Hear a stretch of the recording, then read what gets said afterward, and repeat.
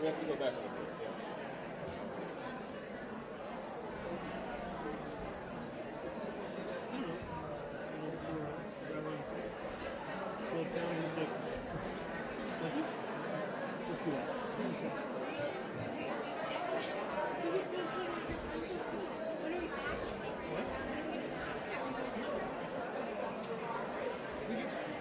I think we are.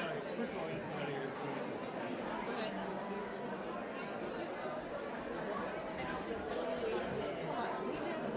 Well, let's talk about it outside. Yeah. We can pick it up at 10. We'll probably push it like that, right?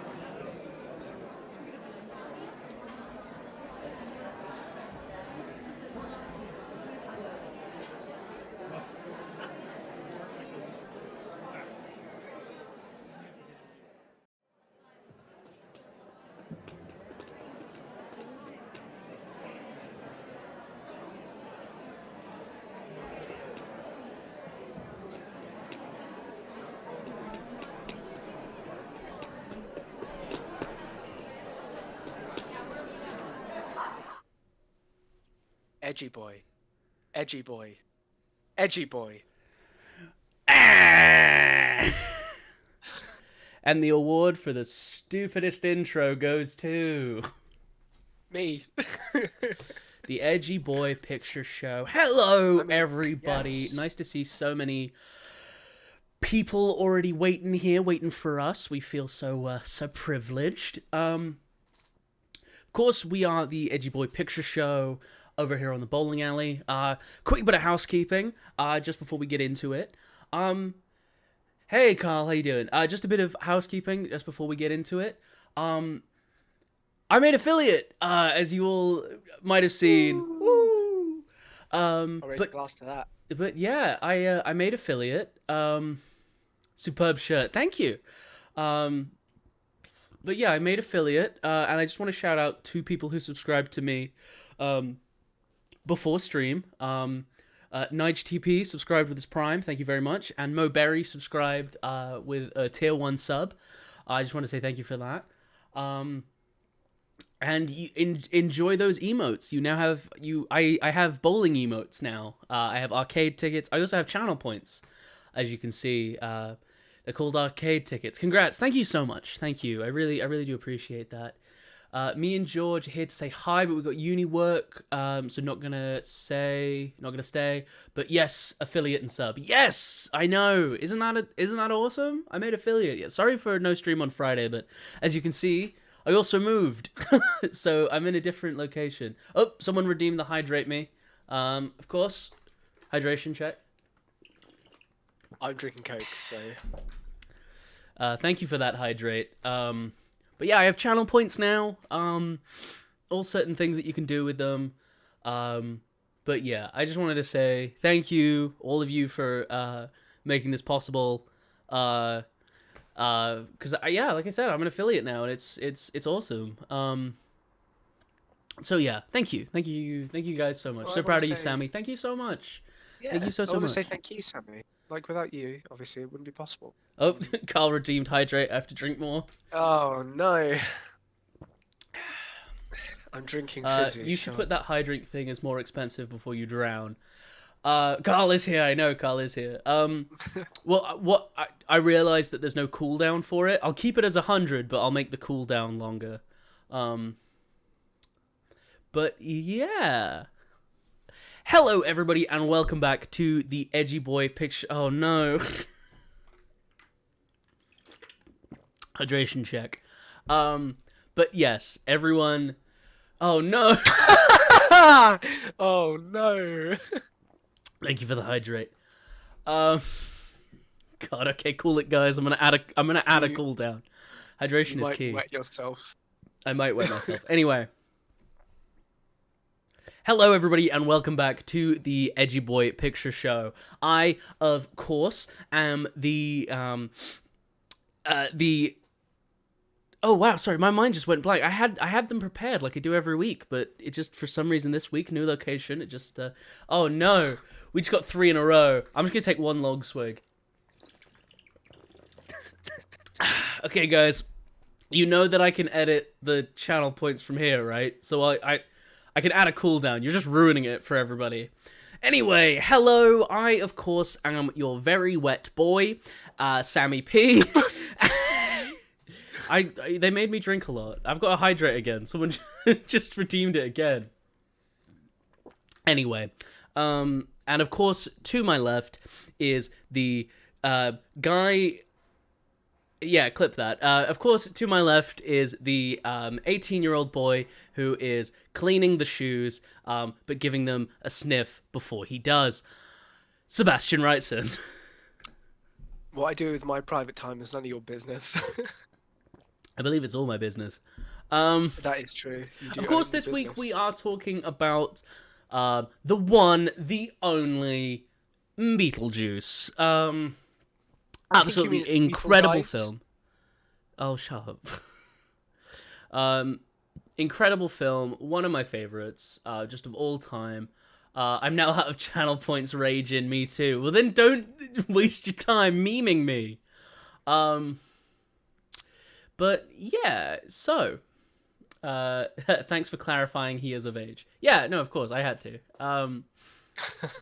So we are talking about 23. one of my favorite films just of all time, and that is, of course, one sec, Beetlejuice. This is the cup from when I went to see the Beetlejuice musical live in New York. So all right, Sammy, rub it in. Yeah, I did. I saw it. Did I stream on Friday? I didn't stream on Friday. No, I was going to, but I had to cancel because I obviously I'm in a new location, so I moved. So yeah, so we're so I had to cancel the stream on Friday. But I will be streaming tomorrow and Friday this week. 3 p.m. to 6 p.m. Just like always. And I do want to say this. I now have a Discord. So if any of y'all aren't already in the Discord and you want to join the Discord, just type in !Discord, and it'll send you a link. And just click it and you'll join the Discord. And yeah, so you can join the Discord. Come say hi. You will need to get verified to have access. So it tells you what to do on the welcome page. So yeah, !Discord, join the Discord, read the rules, and then you can get verified in the server so that you can actually access all the channels and stuff. So yeah. Oh no, someone clipped it. Someone clipped the very wet boy. No. Hey it. Well, look at that. My Stream Elements isn't working. The link's also in my bio. It's the picture of the Discord. If you just click the picture of the Discord, it should add you in. But it makes sense. My knocking everything over. I'm all nervous. Being an affiliate now. But yeah, cool. So Beetlejuice. Let's just run through a very brief synopsis of Beetlejuice. Beetlejuice is about a fictional dead man who calls himself the bioexorcist, meaning that, you know, he gets rid of human people or living people, bio meaning biological. It is mainly around Adam and Barbara, a young couple who have recently bought their first home and they're renovating it. And sorry, I lost my train of thought. And then they unfortunately die in a car crash, which results in them haunting their own films. In their own home. In this scenario, a new family called the Dietz move in, and they are just horrible people. And the Dietz want them out, and they want them out so desperately that they call on the help of Beetlejuice, as it is spelled in the film. They call on his help to find out that he's not a good dude, and he shouldn't have asked that for that. So yeah, and all mania and madness ensues. Is basically the plot. There's 10 people in. Quick, run an ad. No. No. No. It's all good. Mainly because I don't know how. I don't know how to run an ad. I should know, but oh wait, no, This found it. episode's sponsored Found by it. I found the button. Beetlejuice. I found the button. We're all good. Your boy found the button, so everything is fine. Get that cash money. I'll run an ad when I go on a break. I feel like that's the most fair because we're gonna have the intermission, so I'll run the ad when we do have the intermission. You know. Let me take ad blocker off. Yeah, please do that. If you've got ad blocker on, please take it off. I want Twitch to give me money. Cool. Seb, Yes. what was your when did you first watch Beetlejuice? That's gonna be my first question. When did you first When did I watch it? first watch Beetlejuice? I'm really glad you asked. Saturday, Really? with you guys. First time I ever saw the movie. That's just a really good segue. In the Discord, we have movie nights every Saturday at 10 p.m. English time. The channel's called The Drive-In. So if you want to join the Discord, click the little button in my bio that says Discord. All right, sorry. Oh, that's right. Good segue. I like it. Yeah, I'd seen clips before, and obviously I've seen clips from the musical as well. So I kind of had an idea of what to expect, but the movie, I should follow this up by saying this has now made it into my top 10 movies of all time, Really? hands down. Yep, it knocked Scanners off the list. I don't know if you've seen Scanners. I haven't. It's a, I haven't it's seen an old Scanners. 1980s. It's a good movie. Maybe we'll cover it at some time. Maybe. But this movie is just so well made. The cast is incredible. Like, I can't imagine anyone else playing these characters. And I think, like, there are parts of the movie that obviously have, like, some of it doesn't make certain sense, but I Yeah. love that none of it's like ham-fisted. Like, Yeah. there are plot elements where it's like, yeah, we'll mention it once, but like, it's not. We're not going to dive into it. That's not what these characters are about. No, definitely. And I just had such a good time watching it with all of you guys that, yeah, it's become one of my favorites. I have to say. What about you? When did you first see it? Because you've been a fan for a long time. I first watched Beetlejuice. I think I was 14. It was just a film that was on that I watched totally legally on the internet. And I had just because obviously as a youth, I and now I don't know why I'm saying as a youth, but okay, so basically a little bit of backstory on me. Growing up in a very white suburban middle of England place, I felt very like as the inner punk emo kid that I am. It was hard for me to like oh sorry, Carl's gonna go. See you, He's Carl. really tired. Yes, no, go to bed, Carl. Everyone say go to bed, Carl. So yeah, so I'm about 14, and I have never really felt like a culture that I connected with. Like, I never liked playing sports, like, it's the classic cliche, like, I don't like sports, I'm not like other guys, but I just didn't enjoy it. Like, playing sports wasn't fun for me, and like watching sports was, God, it was even worse. Watching sports was hard. It was boring. It was, not fun. So I didn't find a subculture that I really connected with until I like found like punk music and like, and pop punk and like scene emo kind of thing. Like I had missed it. I'm too young to have like gone through it when it was at its peak, just by a couple years. But I caught the tail end of it, and I immediately fell in love with it. And so because of that, I I saw things like on the internet about like the aesthetic of Beetlejuice or whatever, like really cool, like a lot of punk goth things kind of like clung to certain things. One of them was Beetlejuice, and I'd never seen it, never heard of it. And I was like, I love this. I watched it and I was like, amazing.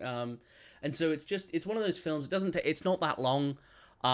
It's really enjoyable. It's a film that is, very much. Obviously, I say like I've got Back to the Future, which I force people to watch. I've got Roadhouse, which I'll watch with people if they want just a stupid movie. Beetlejuice is a film that if they're like serious about film, or serious about any like that kind of like aesthetic or anything, that kind of culture, or even the musical. I always say, because with Back to the Future, it's oh my god, watch Back to the Future, it's my favorite, and with Roadhouse, it's like let's all be real stupid and watch a stupid film. But Beetlejuice is a film that if they're like, I really like this, or like I really like the musical, or I like the aesthetics or whatever, then I say we should watch Beetlejuice. It's a lot more of a calm, like, this isn't a like joke or I'm gonna force you. This is I really genuinely think you should watch this film, Yeah. And it's just, I don't know. There's just something about this film, and we'll get into that more. It's just our sort of overall opinions of it, but there were so many, which I'll talk about that later as well. There were so many happenstances. There were so many knock-on effects or things, that made this movie what it is. Like, there are so many things that like not went wrong, but like I said, so many knock-on effects that happened, which made the movie what it is. And I love that. So much happenstance. It's such a like miracle that it ended how it is, just by the chance of probability. And such a bold departure from the original source material. That's from the musical, of course. Of course, Carl, I miss telling you to go to bed. Go to bed. Next stream you can tell me, lol, deal. Okay. Goodbye, Carl. Go to bed. Go to bed. And tomorrow, same time. I'm not sure what I'm going to be playing yet. I don't even know. I usually pick the morning of. So tomorrow morning, I'll figure out what I'm streaming. So don't worry about that. I'm free on Friday, by the way. We should play some Mario Kart. We should play maybe we'll Fridays is Prison Architect stream. Oh yeah, Friday's Prison Architect. I'm not sure what I'm playing tomorrow. I don't know if I'm feeling Mario Kart. I'm not free tomorrow, so okay. Bye, Carl. Go to bed. Your mother and I are very disappointed in you. Go to bed. Your father and I, we're your two dads. Go to bed. Yeah. Cool. So yeah, sorry about that really long rant, but I can't say enough good things about this film. Well, I obviously I was speaking about this. Messiah redeemed posture check, so just make sure that you've got good posture. I actually hadn't. Thank you very much. Thank you for that posture check. Yeah. So obviously I had seen clips of this movie when I was younger. But most of all, the reason why I know this movie is because I used to watch Heathers on repeat when I was younger. In a similar vein of like, you kind of got into punk and pop aesthetic from this. Heathers was my like 80s revival film. Yeah. As much as like Back to the Future is as well, Heathers was like what really made my teenage years what they were. Nice. Like I hate popular kids, and it's all about going against. Like, literally, it's like, oh, what are you, a prep? Gross. Yeah. Oh, like, as I've grown up, I'm like, I was ridiculous. I was as much, if not more, of a little idiot than they were. So, dude, so looking back, I'm like, oh, I was such an idiot. But at the time, I thought like, I'm so different. No one's like me. But then, you figure out when you're older, everyone's like you. Love Heathers. You need to watch Reality Bites. There are so many films I need to force Seb to watch. Like, we need to watch Mallrats, for example. Yeah. I've seen Mallrats. I love that movie. Oh, you've seen Mallrats? I have seen Mallrats. Nice. Smith. Dogma. Have Great. you seen Dogma? I've not seen Dogma. I've specifically not watched it because I wanted to review it on this. I need to buy a DVD copy of Dogma because there's a reason that it's not on any streaming services, and that's because the film is It's on owned YouTube. by Harvey Weinstein. Oh dear God. Yeah. So to watch Dogma, we'd have to get like a DVD copy of it. Which again, we do watching parties over on my Discord. So if you want to go join my Discord, Kevin Smith, love Kevin Smith. Absolutely love him because not only is he an incredible and funny man and talented director, he is also just a wonderful human being as well. Except Volga the Clown. We have the DVD. Yeah, like you guys could screen share it. But again, because again, buying the copy of it would be weird because, like I said, the rights are directly owned by Harvey. It's not even the Harvey Weinstein company. It's online. Say again? All right, It's unless we buy a secondhand DVD copy, which I don't mind owning it. You know what I mean? It's on YouTube. The whole thing. I was on YouTube. Yeah, Yeah. Yeah, I might buy a secondhand copy though, just so I have a copy. So you're not giving any money to Mr. Weinstein. Exactly. If you want a good and funny film, The Grand Budapest Hotel. Don't know if you've seen that. I have written. I've heard amazing things. So, fun fact, Random Guy 2001.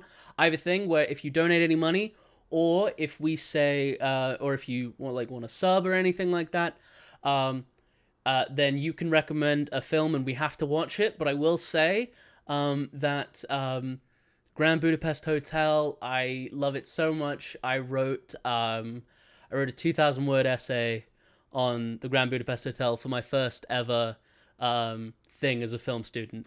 I broke down the scene where where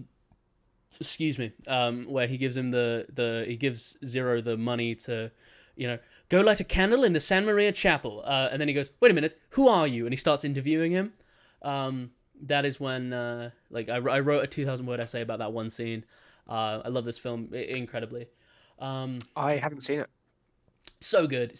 Maybe we'll watch it at some point. But if you donate any money, I think the minimum's £1, just as the way I've set it up. Or if you sub or anything like that, then you can give us a film and we have to watch it. Obviously, we'll take suggestions. And again, you can give us suggestions in the Discord as well. So you can give us suggestions in the Discord, and also if you pay us any money whatsoever, we have to watch it. Mo's recommended that you read it to us. I read you the Grand Budapest Hotel. Yeah, maybe do it the nicer. Do another stream and call it "Read with Edgy Boi." Oh my! No, I read the essay.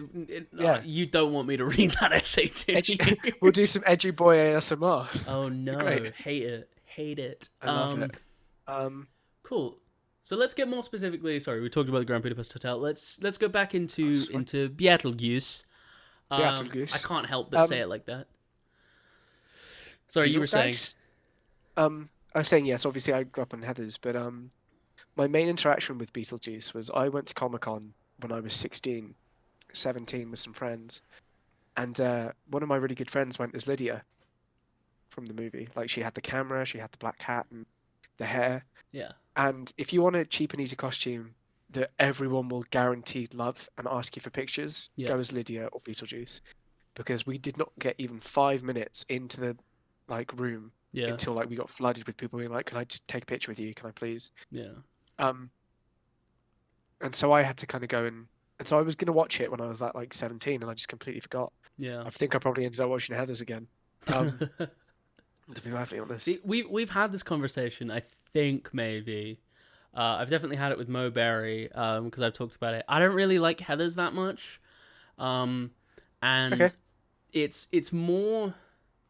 So obviously, I know there's the musical, which everyone thinks of first, but I don't. I do think of the film first. Because when I say I don't like Heathers, people are always like, yeah, well, did you know it's based on a film? I was talking about the film, not the musical. Don't try and gatekeep me. But anyway, film students obsessed with the 80s. Oh, say it again, sorry? So we have a lot of viewers, so thank you to everyone who's watching. Oh, crumbs, we do. Thank you everyone for giving up your time and coming by the Edgy Boi Picture Show. Welcome. We're grateful to have you. haven't seen the musical. Yeah. My issue with Heathers is and there's another film as well that I forget the name of, but the whole point of the film is for everybody to act mundane, so they do crazy things. Like one guy gets arrested for killing his own mum, and he's the whole point is like all the actors are very monotonous and very like deadpan, and like that's the point of the film. But I don't really like that, and for a similar reason, I don't really like Heathers, because the storyline to me just feels. I know this is suddenly becoming a Heathers episode. We'll move on quickly, but to me it feels meh. Like the whole film it just feels meh. Random guy says, I've seen both. I plan to watch the musical as soon as lockdown over. Hell yeah. And I'm not saying. This isn't me being like, everyone should hate Heathers. This isn't me saying that. I'm so happy that you like it. Because I think everyone should love Heathers. Well, yeah. But I'm so happy that you enjoy it, and I'm so happy that's something that you have to enjoy. It's just personally not for me, which is fine. Yeah. Because I dislike the musical a lot. That's fair. I think it takes the worst parts of the movie and kind of exaggerates them. Right. Like obviously there's the whole song about the our two gay sons. Yeah. And I think that's just ridiculous and awful. And people are like, it's a commentary, but whatever. Let's move on. Beetlejuice is amazing, and I love it so much. It is. So we start with the Maitlands, right? Young couple who bought their first house, this beautiful big house, that they're renovating.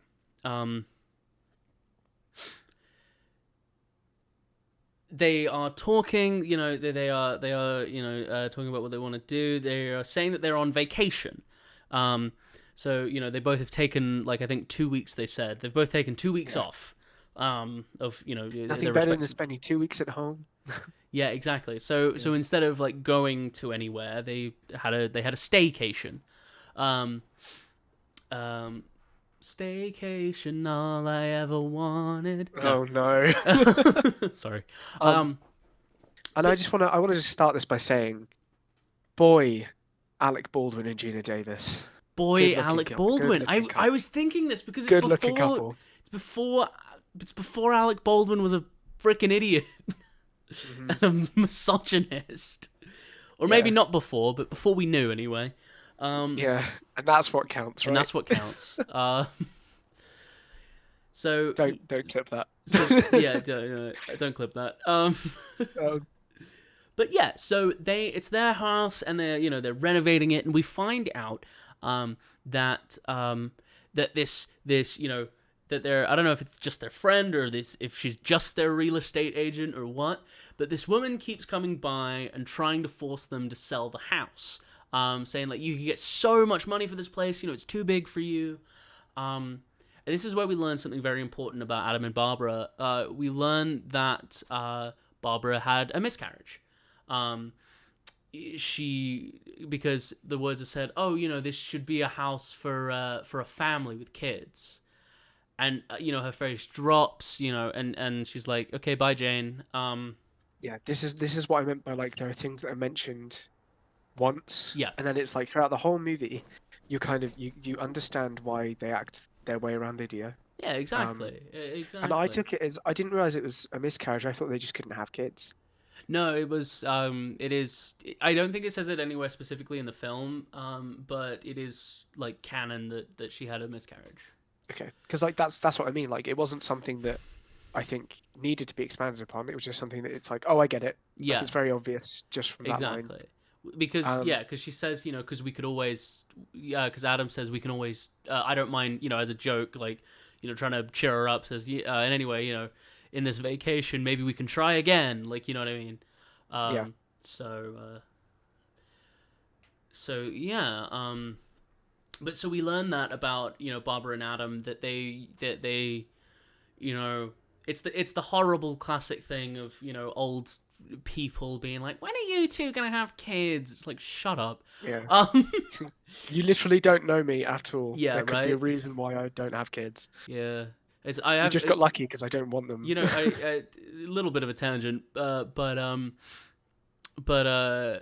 it's that thing of like, a woman can't just be like happy. Like someone's like, when are you gonna Yeah. have a husband? And then she gets married, and then like, when are you gonna have kids? And they have a kid, and then it's like, oh, when are you gonna, they You can't. used to be so happy. What happened to Yeah, you? exactly. And it's a horrible gender norm that we should eradicate. But anyway, that's not what we're here to talk about. Beetlejuice making us think about the heavy-hitting subjects.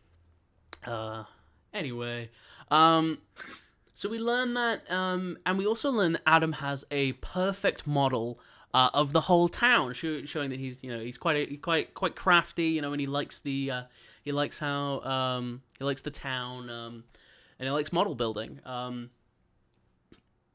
So we learn that he has this model, and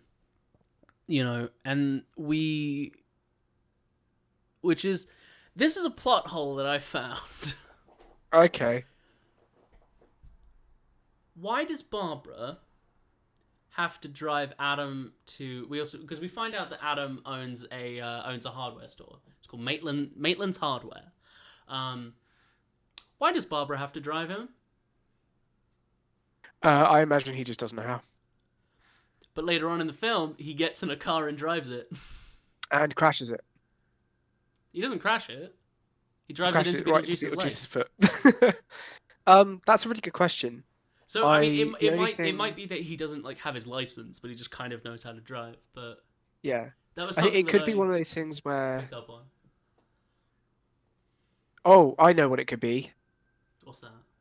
Obviously, they don't really park outside. He quickly gets out, runs into the store, and runs back in. It runs back out, So yeah. maybe it would take, like, it's just a way of being like, it takes so long to like park and walk and have to come back out. Right. That It's makes just an sense. excuse. Oh, it could be an excuse for him not to stay and talk to that guy outside the barber. Fact. That's my headcanon. That nice. That's a good headcanon to have. Yeah. So we've learned that he has this this store, and we also learn because he says, "Oh, I need a new brush for this so just drop me out, just I'll run in and out of the store, get a brush." As they are driving away on a covered bridge, just another little side tangent. I did a tour of covered bridges in Okay. I believe it was in Battleborough, which I believe is Vermont. Maybe I might be completely wrong. I'll look it up for you. I think it's Vermont. It's where I Did got my you see tattoo. anyone- Anyway, doesn't matter. Did you see anyone crash? No, I didn't. VT. It was Vermont. We're good. It was Vermont. Okay, I thought awesome. it was. But yeah, so basically, we went on a tour of covered bridges, but we go to this covered bridge, and all of a sudden we see a stray dog. We assume stray. Somehow the dog got out. And Barbara's looking at Adam, and then Adam's like, "Look out for the dog!" Pulls the wheel. They crash through the side of this covered bridge, and a hilarious bit of comedy for me is when the dog is on the beam. So you're telling me that that dog was holding up the entire car? Okay, I know we're not allowed to swear on on this. usually. Yeah, but if you'll make an exception for me, please. So just this is a warning. Right, everyone, Sam's about to swear. This dog's an arsehole and I hate him. All right, arsehole's fine. That's fine. It's more just Yeah. like what would change a PG-13 to a 15. That's okay. That's more the words that I'm Okay. I hate this dog so Yeah. much. And Moberry's right, it's an evil, murderous dog. But not really. Yeah, it is. Okay. Sure. Another headcanon by Seb. Yeah, this dog is the devil. This dog is This the is my devil. headcanon. This dog has probably murdered more people than we even know. This dog has killed and will kill again. Yeah. Have you seen this dog? Because we need to put him down before he murders another family. Don't talk- I'm kidding. The dog's fine. Anyway, sort of. speaking of, there's a pets channel over on my Discord. Go join my Discord. So anyway, So this dog jumps Yeah, off. the dog is a real stupid boy. It's a stupid little boy. It's Also, I true. got a new mic arm because I left my old microphone stand, which is a blessing in disguise because the old microphone stand was bad. Um, so I So, well, got here, a new do you one. want mine? Do you want mine? There we go. Yeah, you see, the reason that's funny is because your microphone isn't going to show up for another 15 days. By the way, happy 1st of March, everyone. Happy 335th day of March. Because the last year was basically just one long March. Oh yeah, that's true. So happy One long 330. march. Thank you very much. So. Oh no. Um. Good. So the dog walks off the beam and the car plummets into the river below. And then it's hard cuts to Barb and Adam walking into their house again, soaked with water. And Barb walks up to the fire. They're cold, so they go to warm up. And as obviously I know a bit. He says that fire wasn't lit before. Yeah. They say because they sink into the And- lake. Like, we haven't said that, but the dog yes, moves, yeah. the car goes into the lake. And they walk home sopping wet. Sorry, you were saying. Yeah. So I've seen some bits of the musical, and in the beginning of the musical, spoiler, the way that the Adam and Barb die is they fall through the floor. Yeah. The floor gives out. And so I was like, oh, I get it. They didn't die there. And then as they were walking towards the fire, I was like, oh, this is how it will happen. The floor will Right. break because they're wet and it will cause water damage. And then we find out they don't remember walking back from Yeah. the car to the house. And Adam says to himself, okay, I'm going to retrace our steps and find out what happened to the car. And he Sure thing. steps outside into this. What we later find out is Saturn. But he steps out, and he's about to get eaten by this giant sandworm. When we, see a hand on his shoulder, and it's Barbara pulling him back in. And Barbara was like, "You've been gone for 2 hours." And for Adam, it was 10 seconds. Yeah. And she's like, "You have been gone for 2 hours." Yeah. So Barbara takes him into the, I guess it's their drawing room. It's like a living room area, Yeah. where the fireplace is. Yeah. And she shows him this book, and it's called. There is this. One sec. There is this absolutely. In this film, especially, there are so many beautiful moments of pure comedy. Like, times, it's never like, classic tell a joke. It's never in your face. Like comedy. Well, obviously, like, Beetlejuice is in your face, but anyway, my point is, Adam picks up the book, and it's called The Handbook for the Recently Deceased. And he picks it up, and the music swells to crescendo. And he says, "Handbook for the Recently Diseased," and then it makes the noise. Yeah. And then Barbara Deceased. says, "Deceased," and then the sound happens again, and that just really, I love stuff like that. Just the little, like, funny moments where it's like, "The book for the recently diseased, dun deceased, dun." Like, There were some real it's moments such in this subtle movie. comedy, but it just works so Yeah. well. There are moments in this movie that made me barely laugh. Like laugh so much that I had to like kind of step away from the movie for a second because I love them so much, and that was one of them.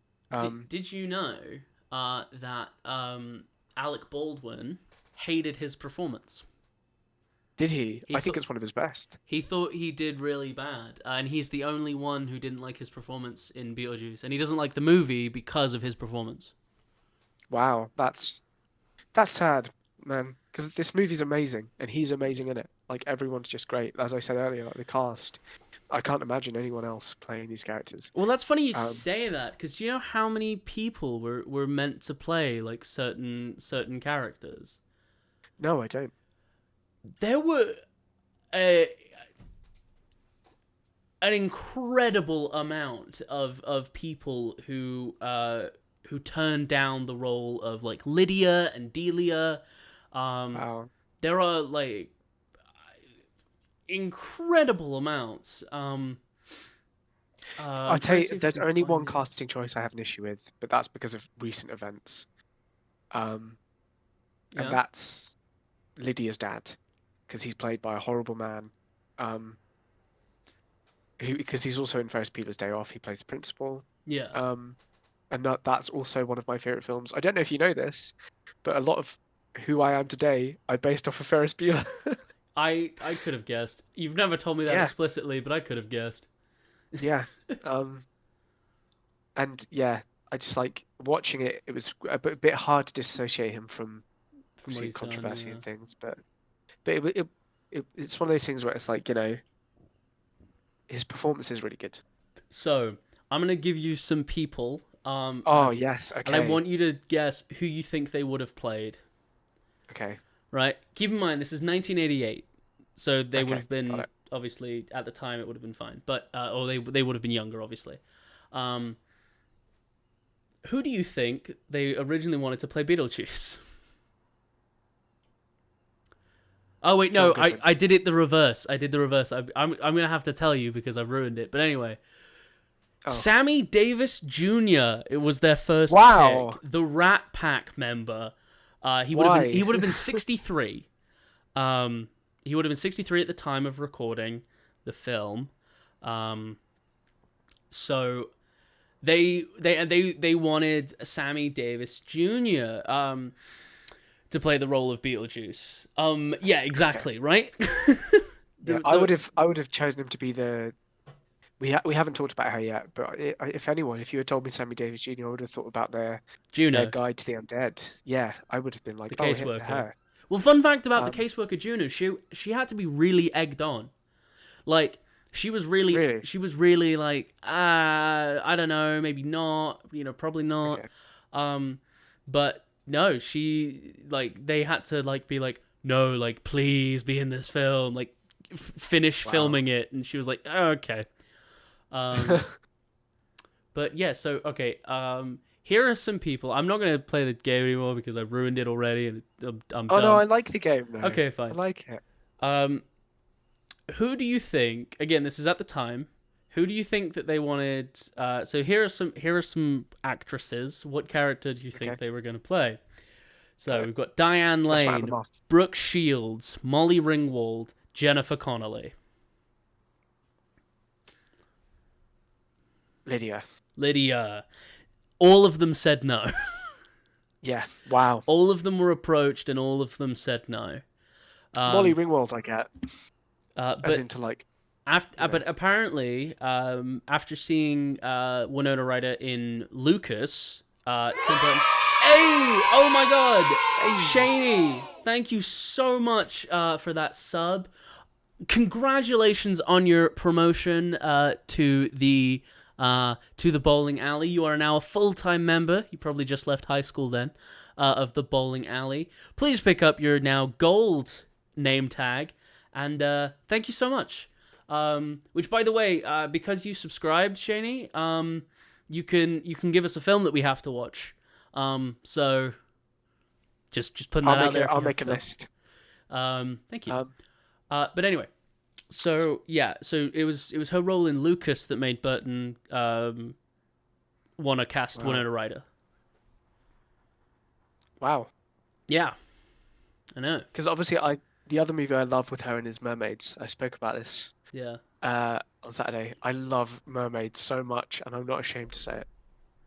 Oh man, I'm gonna force you to watch a terrible movie. Do it. You've got the power. Yeah, you can do what you want, and we'll do it too. Do you think we won't? Do you think I'm a coward? I kind of am. So this would have been before Labyrinth, then, right? Or was Labyrinth 80? For Jennifer Connelly, I mean. Why would you ask me questions? I'll look it up. Keep talking. No. I was going to look it up so you could keep talking. 1986, so before. Yeah. Okay. 2 years before. Wow. Okay. Edward Scissorhands. We have to watch Edward Scissorhands because Mo Berry subscribed off of stream. So if you make make two lists which are ones that we have to watch and just regular suggestions, Right now, under regular suggestions, we have Grand Budapest Hotel. Under forced to watch, we have Roadhouse 2 and Edward Scissorhands. I can't believe it. I can't believe we have to watch Roadhouse 2. Which will probably be next week. And Edward Scissorhands. And we still need to. I think we've talked about this. You don't like Edward Scissorhands, do you? I am I do. indifferent. You are indifferent. Okay. I think that it's fine. I think it's a fine movie. I just think that. I just don't think it's Tim Burton's best. I think everyone in it is fine. Oh no, it's not his best. It's a good film, but yeah, it's not. It's no one in that film's best. Like, you know what I mean? Yeah, 100%. Don't get me wrong, it's perfectly fine. Yeah. But I think all of those actors have done better work. And I don't know if that's like due to the plot or the writing, but it's fine. Anyway. Yeah. So I'm just trying to think of where we left off. Oh yeah, the handbook for the diseased. Yeah, that really funny. Are there any restrictions on movie like age ratings, or is there anything you really don't want to watch? So I will say this: if it's a film that we incredibly don't want to watch and is just very bad, I usually am like, okay, you have to pay us a little bit more money. Like Roadhouse 2, I made the price £20. And someone did it. Moberry did it. And Moberry actually paid us £20 to watch it. Gross Point Blank. We have to watch Gross Point Blank because Nige subscribed. He's subbed with Prime, and I love Gross Point Blank. Anyway, so I usually try and stick to like 15 or so. Because I don't really want to swear, but if it's a film that has lots of swearing in it and lots of graphic, natured. Hey! Isla Fitzsimmons cheered 100 bits. Thank you so much for that cheer. Really appreciate you. But yeah, so... Moberry said as well she wasn't recommending Edward. So what would you like us to watch? Because we have to do one for you. Which obviously... Don't sound so sad about that. Obviously, there's Roadhouse 2, but you paid for that, so. Yeah. But yeah. So anyway, so with restriction, I try and keep it, pretty like PG-13.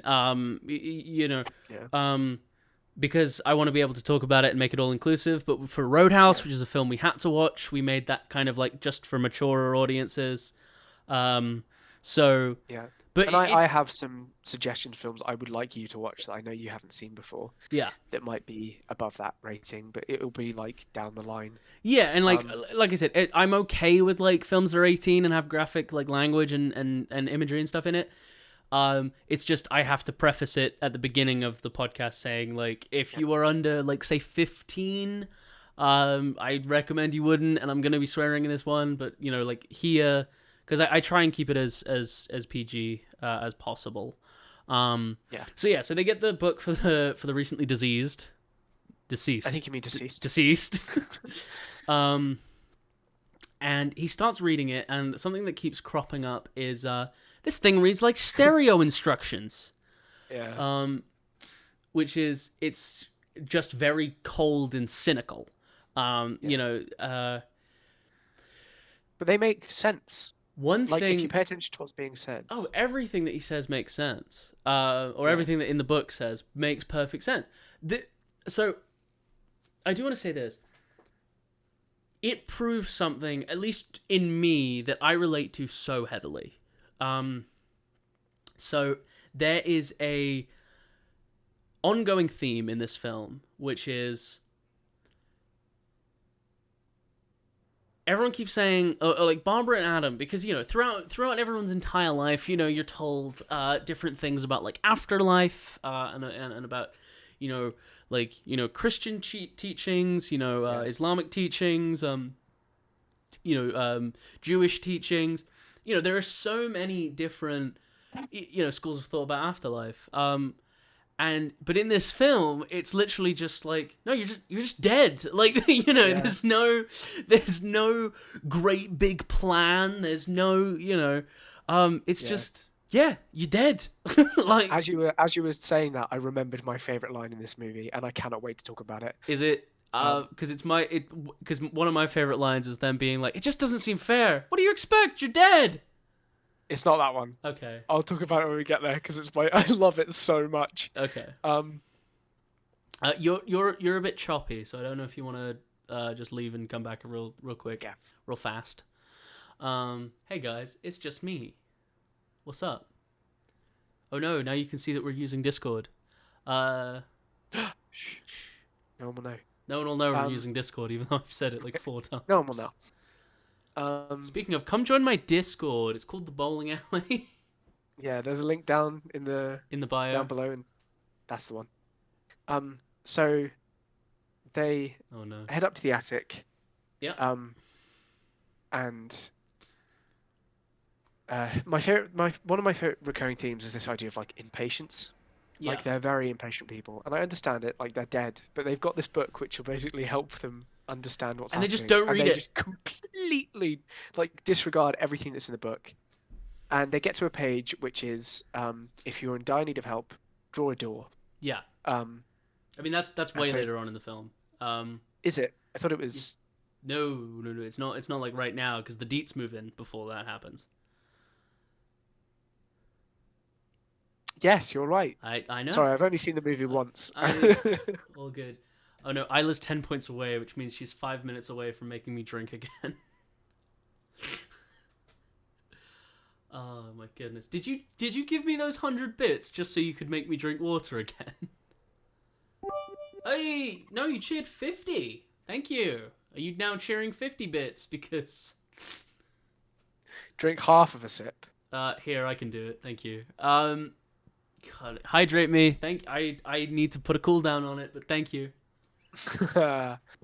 Okay, I'll give you a nice one. You have to watch Donnie Darko. Yes, I love Donnie Darko. Why are you wearing that human suit?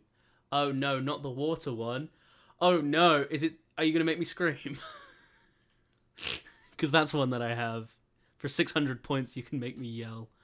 Oh no. Anyway, I need to get rid of the no one should get enough points anyway. But do not redeem the hat one because when I moved, I didn't take any of my hats with me. So don't redeem. Well, the you'll hat have one. to find something to wear as a hat. Well, it also says mask, so I could just put my make me scream. Okay. All right. This is a warning. I'm about to yell, so you might want to turn your volume down or take your headphones off. Hydrate! There you go. There you go. Cool. We're here. Thank I you, thought it was Sammy. the make me scream one. Yeah. Cool. Island might Anyway. be evil. We don't know. We don't know yet. But to be fair, she Is did. that yes, you're evil, or She did gift 150 bits just to do that. Yeah. So That's fair enough. That's fair enough. Yeah. Yeah. So what incredibly happens is- impatient. So this is when we learn the deets. Haha on the deets. So Oh, I hate you. I hate myself too. So You're not special. yeah, me too, idiot. There is a something I want to say before I talk about when. So okay, so the deets arrive. It's the father who's. Oh, I'm expecting a package, so that might be me. Do you want to run? Yeah, talk about I can talk about it. talk about the deets. Yeah. So this is where we meet the Dietz, and the Dietz family is comprised of the father, Charles, his second wife, Delia, and their daughter, Lydia. So Lydia is not related to Delia. She is her stepdaughter. Sammy's gone. I can say whatever I like. Ooh, this is a dangerous game. So this is essentially one of the reasons why I love this movie is because this family is not like the ideal family. Lydia is dissociated. She's struggling to cope with the death of her mother. And she doesn't get along with Delia, her stepmom. And it was weird. The person I related to the most in this movie was actually the dad, because all he wanted to do was get some peace and quiet around the place. And, he took time off work. That is true. I'm very drunk with power. I'm invincible. This is a You know, they have that saying, which is there's a very thin line between dictatorship and being a leader. And the uprising is imminent. Yeah, this is no longer Sammy's Twitch stream. It's my Twitch stream. Hi everyone. Welcome to the Sebastian Writes podcast. Oh, he's back. Where is he? I don't know. Anyway, the deets begin to move in, and we get a very good idea of who they are straight off the bat. Charles is quite stressed. He's high-strung. He just wants to relax. And it's not that he doesn't love Lydia. It's just that he struggles to connect with her. I got a speaker. What did you get? You got a speaker. Yeah. I love it. Amazing. This isn't an unboxing channel, but thank you for stalling for that long. Basically, That's okay. with my building, you need to go through 2 doors, and then a hallway, and you have to climb a flight of stairs. So to get to my flat, it takes a while. Carl redeemed hydrate. Carl, go to bed. He's a minute away from saying, "With great power comes great responsibility." Yeah, well, You just don't watch back what happened. Just. No, I don't have to. I don't have to watch back because I didn't go all the way downstairs. I stayed in my room so I could hear everything you were saying. Could you actually? Yes. Oh no. Which I do want to say, the post guy, instead of knocking at the door, he opened my door because I think he didn't realize it would open straight into the flat. He didn't realize it was my front door. I think he thought it was just another door that he had to go through. So he just opened it. I was like, hi? Why are you in my flat? Anyway, yeah, I got this. It's a speaker because I'm getting an electronic drum kit, and you need a speaker to be able to hear it. Bruh, lock your door. Well, here's the thing. My room is like right next to my front door. Like the flat's a really long flat, and my room's the one right next to the front door. But you're right. I should have locked the door, but I didn't think about it. No, well, actually, I unlocked it because I thought I'd have to go down to get the package. But no, he just showed up. He's just, I'll go to bed. I'll go to bed. Okay. So I heard you talking about the guy the dad who just wanted some peace and quiet. But one thing I wanted to say is when they're moving in, obviously, this is quite obvious. Because Seb, if I said to you, what's the number of this film, what would you say? The number? Yeah. What do you mean? Like, what is the number in this film that keeps coming up? I don't know. It's 3. Oh yeah, obviously. You have to say Beetlejuice 3 times. Okay. You have to knock on the door. No, wait, no. Let me. This is actually something. So, so you have to say Beetlejuice 3 times.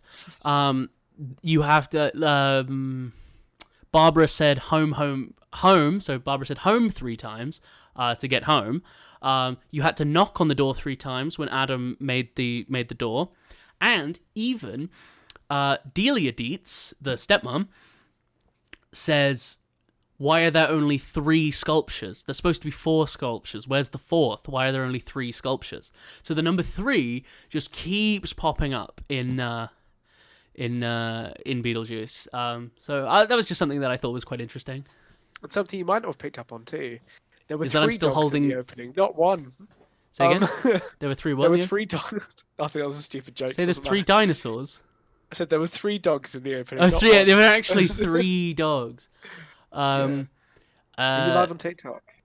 Carl go to bed.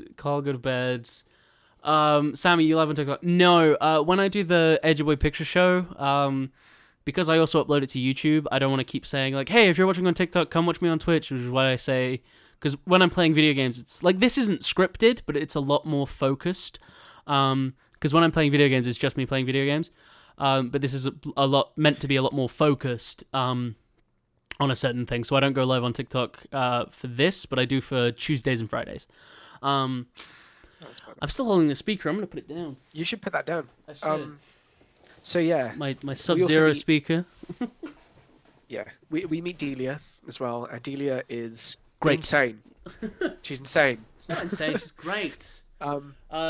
Wait, you She's have a obsessed with YouTube? her art. It's literally just we just upload this podcast exactly as it is, unedited, to YouTube. Yeah. But they're all on YouTube. It's just Edgy Boy Picture Show. Spelt wrong. Boy is spelt BOI.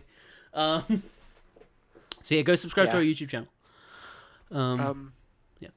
And Delia, Delia's, I don't know, she annoys me, but I Really? think that's a testament to the actress. Not that she's annoying, that she's amazing. She's in something else that I really love, and she played a very similar character. And I'm going to see if I can find out what it was. What do you think about Delia? Oh, Delia. I thought you said Lydia. I think you said that Lydia was annoying. I was like, what? No, Lydia's the best. Lydia's I love the her. best. Yeah, love Lydia. Yeah. Delia. Home Alone. She's in Home Alone. She plays. Yeah. Kevin. She's that girl. Yeah, she's amazing in that. She is. But She's anyway. amazing overall. So she. Yeah, we're introduced to Delia, and it is just horrible annoyance, like perfectly succinct, perfectly aligned, like stars had aligned for me to absolutely hate Delia Deeds. Like, she played it so incredibly well. Isn't she the mom on Schitt's Creek? Yes, don't know. is. I don't watch that show. Oh, she is. Okay, cool. Yeah, I don't watch that show. Carl, I'ma go. Yes, go to bed. Go. Everybody say go to bed, Carl. Why is that a meme now? Anyway. Oh, yeah. Ooh. She plays Moira Rose on Schitt's Creek. Ooh, my internet's lagging a bit, so I'm gonna. Yeah, it's just gone down. I'm just gonna change some settings real quick. This is what it's like being on. Let's change it to 3000. Cool. Let's try that out. Let's try that on for size. Come on. Stop dropping frames. Come on, Eileen. Oh, there we go. It's gotten. Oh, We good? No. Hang on a minute. Okay. Yeah, that's good now. All right. I'm just sorry gonna. about that, I'm just guys. gonna say to everyone to refresh us in chat. Unless it's good for everyone right now.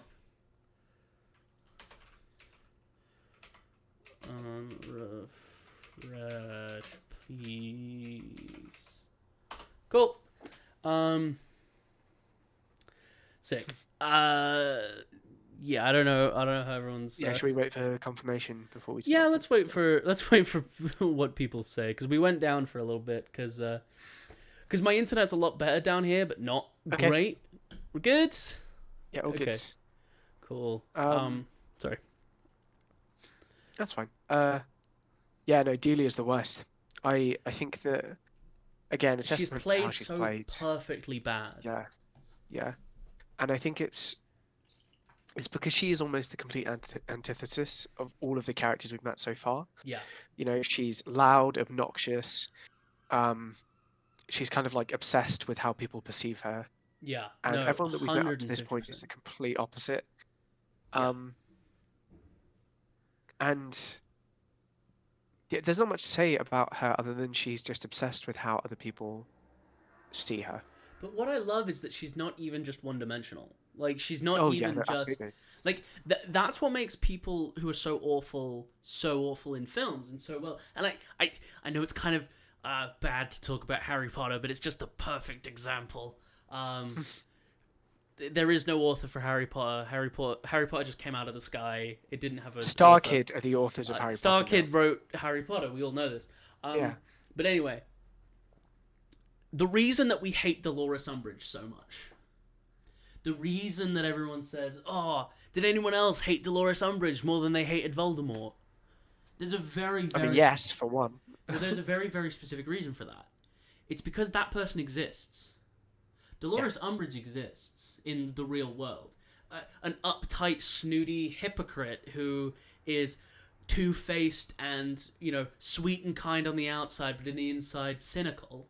That person exists. Yeah. That's why we hate it. It's because we can relate that to someone we know, or someone that our friend's boss, or like friend, or our own distant aunt who is very conservative and very pushy.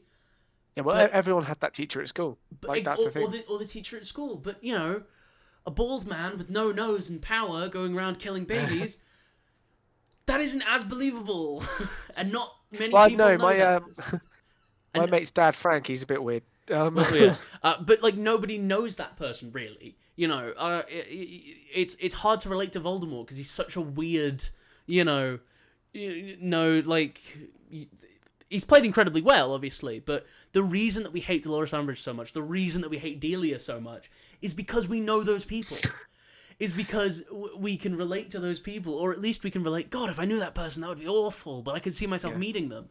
You know, Moberry brings up a great point. She's like, yeah, good point. Real people real are people awful. are awful. No, but it's true. You're It's right. not. It's not even real people are awful. But you know, bad people exist, and because of that, there's that extra connection. You know, like you can't relate to to Gandalf, for example. You know, he's a great character, but like you don't have infinite power and wisdom, so you can love him as a character, but you don't have that like connection there. And that's why you love Samwise so much, because it's that other thing of like the underdog. But I think that's the reason why I love Beetlejuice so much, the character of Beetlejuice, because I don't know anyone who's obviously got the same power as he does, but anyone who's that confident and that outgoing and fun to be around, you're just like, you love to hate him. Yeah, oh my god, it's almost like I'm talking about someone who's here right now. Me. I'm talking about me. No, No. I'm kidding. Of course I'm talking about you. Yeah. Well, because it's fun fact about Beetlejuice. My favorite. So, this is something I've noticed about the 80s, right? Specifically, the 80s was a realm of film where nothing happened for the first 25 minutes. In every film, every 80s film, nothing happens until 25 minutes in. And I will say this all the time. Because do you know how much screen time Beetlejuice has? Total. Almost none. And that's 17 and a half minutes. Yeah. This film is 92 minutes long, and he has 17 and a half minutes of screen time. But he's the best part of the movie. And also but if we saw him anymore, we'd get... it would be overbearing. It would be too much. But Beetlejuice doesn't even show his face. Like we see like the back of him where he's like, all right, let's go to the business section. And it's the obituaries. Everybody compliment my really good Beetlejuice impression. It was really good. Thank you. I can do both the musical and the film version of Beetlejuice. But anyway. Well, that's why I think a lot of modern horror movies don't work. Yeah. Because they're very centered on like the villain has. Here is the thing that you're scared about. Here he is. Here's the thing that you're scared about. Yeah. And that just doesn't work for me at all. It's about the build up. It's about what you don't see. That's the scary thing. Yeah, absolutely. You know, and that's why The Thing is my favorite horror movie of all time. But that's for a different day. I've never seen The Thing. Okay, I might have to override everything because you need to watch that movie. That's my number one film of all time. Nice. Other than Back to the Future. That's why the first Cloverfield is so good. You barely see the monster. Exactly. Like that's the whole point. Exactly. It's the scary thing is what you don't see. You know. Because also something there was a study done. Oh, you've frozen. You might want to just turn camera on off again. Yeah. I'm back. Cool. Is that better? Yep. Cool. There was a study done recently about how, especially in like toddlers, but also in adults, we react based on other people's reactions. So if you are watching a movie, and it's why like the Blair Witch film went crazy hype. Yeah. Because it's all based on watching other people react to something that you don't see. Yeah. And it's that equivalent of if you're looking at someone and then they look past you and freeze, you get more scared of that than if you were to turn around and look at the monster. Yeah. Absolutely. Like 150%. 150%. That movie made me afraid of my dog when I was little. Oh, poor Blue. That thing, the Thing is incredible. And Bird Box is another great example of that. Like, it's done very well in that movie, and I think that's why, especially the build up to when you first meet Beetlejuice, is some of the best build up in any movie I've ever seen, because we get this exposition of don't go to him. Because we get to Juno the caseworker, who is one of my favorite characters. She is the best. I'm You know. sorry, I've made us jump the gun a bit. No, no, I no, no, keep no. doing We this. haven't. This is, but exactly this point of because I mean this we can kind of skim past. Like, I mean, this podcast is more about not telling you what's happened in the film, but going into deep sections of the film. So if you haven't seen the film, Yeah. you know, it is kind of we'll go over it a bit, but you should really watch the film. Yeah. So And this film especially, so you we should don't have to definitely talk watch. about we don't have to talk about exactly what happened and exactly run down everything because then we're just describing a film for 3 hours. Yeah. But when we meet Juno, think of all the build up that's gone into this. This couple who are like refuse to read this handbook because this thing reads like stereo instructions. And we How many times have you said that? Is it 3 yet? twice. Okay, you get it once more. Get it once more, yeah. Rule of 3. Yeah. I think Juno and Doris would be friends. Oh, Juno is fully based. Sorry, Doris is fully based on Juno. I mean, What Doris do you expect? might be You're Juno. dead. But it's like They're the same person. the girl who had her little accident. Yeah. Because in that, at the end of the film, obviously Otho says, they say that people who commit suicide end up as civil servants in the afterlife. So Yeah. everyone working there had committed suicide, Yeah. And obviously there's the guy who's strung up when they get to the netherworld, He got hit by a car. and he's covered in tire marks, and and he goes, "Hey, how do I look?" And they're like, "Fine, you look fine." And he goes, "Really? Because I feel a little flat." Like just that really stupid sense of humor, and then he swips through a crack in the Through a wall. hole, yeah. Just There are only that, mirrors on this side. that film is so beautifully done.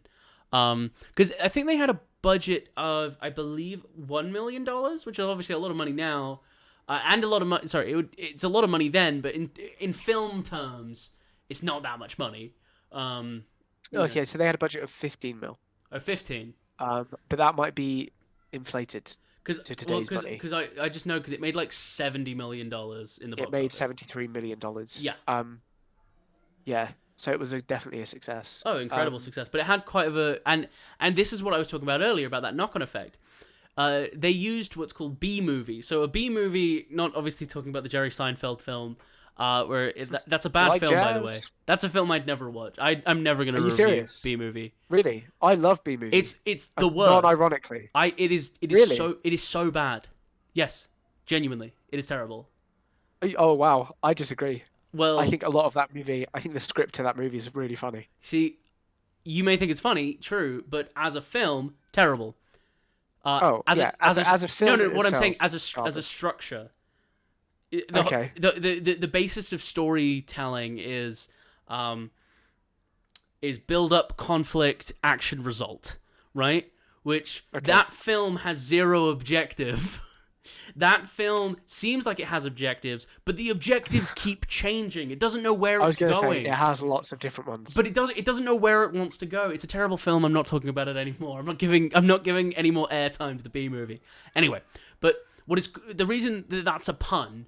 B movie is because B movie just means like, it was kind of a B film. Like it's not an A list. It's not an A film. It's like a B movie.